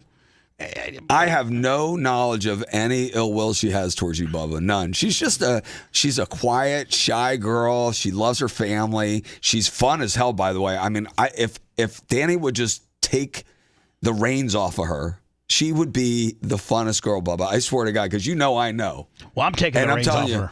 Right now, she's just dying to have some fun. Yeah. Yes. And she's dying to get on the air and talk about cool stuff. Right. And she's dying to get on the air and telling my husband, honey, I love you, but man, sometimes you're a dick, and you need to back it down a notch. And what could go wrong? What could go wrong? Oh, everything. Oh, it's so anyway. funny. Lummy, those are the 3 beautiful pictures of the great stuff of the Romina. Look at those. Yeah. I mean, I hate to be. I'm not trying. Diaco's. He's so good, isn't he? My Lord. Well, I mean, look at that. Amazing. Anyway, Romina, I'm pulling for you, sweetie. I am. Hold on. I'm pulling for you with a Steve Diaco approval already. Yep. So I already got, and Jay would go, whatever you tell him to say, he'll do. Yeah, he's cool with it. I mean, you're going to be over there at the office momentarily. I am there. I'm working now. It's crazy. I know you're working over there as a COO. I like working for Dan better than Jay because Jay makes me go to the office. Hello, who's this? Oh, Jay, Jay can be Bubba. Jay can be a little stiff sometimes, can he? Totally. Yeah. Yes, sir. Go ahead. Hey, I had a quick question. So the app wasn't working right, so I deleted it, and then I tried and find it back in the App Store, and it's not in there. It's the worst thing you could have done, sir. The old app will work until you delete it, and then after you delete it, it's gone. It's like TikTok. So it's we are. Listen, I know I'm going to get clowned, but we are 2 weeks. 2 weeks. We didn't say that. Oh my God, Lummy! You said we were close to the finish line We are. 2 weeks ago. We are. Lummi, We just got sniped by in our kneecaps, our feet, our legs, our body. You notice I don't even ask anymore because I'm just so. I've paid so much money to have this thing developed. But he said finish line, Bubba. I know, but Lummy doesn't know what the finish line is usually. Well, no, it's just out of our hands now. Yeah. Even our buddy Mike he said the same thing. So, sir, I would go to BubbaArmyHQ.com and run that through your phone or run that through your Apple Play. And we are supposed to be having the new app very soon. Here's where it's Just at. send us $40. We'll do a private show for you once a day. It is. Our app has been submitted to Apple, and we're waiting for Apple approval. Am I right, Lemmy? Yeah, and that's why they deleted the other app. We had to delete the other app, and that's the only way Apple works. That's the whole thing is you got to get rid of it. I go into Bubba Army HQ, and the only thing I can see is yesterday's show. I can't find the live feed from it. You got to log in. Yeah, so you got to log in. Yeah, by the way, if you got to log in, which means you got to create it. You got to create a login, but that's free. Just create a login, and then you can listen to the show real time and it repeats all day. As long as you're logged in. TuneIn's terrible. Yeah, TuneIn's terrible. They'll run commercials over us. It's just nonsense. Yes. Bubba Army HQ. Well, I appreciate it. Appreciate it. Thanks. Well, Steve, I appreciate your insight. More importantly, I appreciate your approval. I hope that because you witnessed and executed us talking about Romina, so I hope it doesn't get she may not hear it live. But by the time it gets back to her, I hope it doesn't get, misconstrued as that we were anything less than just 100% pro her. Totally. And because, sometimes hey, Romina, I heard Bubba talking about you. And then next thing you know, they tell her I said bad things. We're going to completely pull the clips out of context and have them ready to play for Dan on Monday. I do love working with Jay, for the record. Look at you being Jay's little bitch right now. Maybe we got it all wrong. Maybe Jay runs the whole damn shooting match. No. He is my employer. Clem Kush next. Thanks for letting me finish. You've been listening to the Bubba the Love Sponge Show, starring me, Bubba the Love Sponge, co-host and show historian Lummit. It's Seth, co-host and president of podcasting. It's Brian Matroni, king of counter programming. Rhett, the filthy ginger video editor. Yeah, back here wiring up. It's Mini Macho. The BRN agent, Thomas Buttoned Up B. Co-host Dr. Dan Diaco Esquire of Council. Co-host J. Diaco Esquire, the Spitting Cobra of Council. Now, time for the legal disclaimer. Exactly. The Bubba the Love Sponge Show is intended solely for the enjoyment of our listening audience. Any rebroadcast, retransmission, or other use of this show without express written consent of the Bubba Radio Network is prohibited. We must dissuade him of this delusion. Until next time, always remember. I'll repeat hello.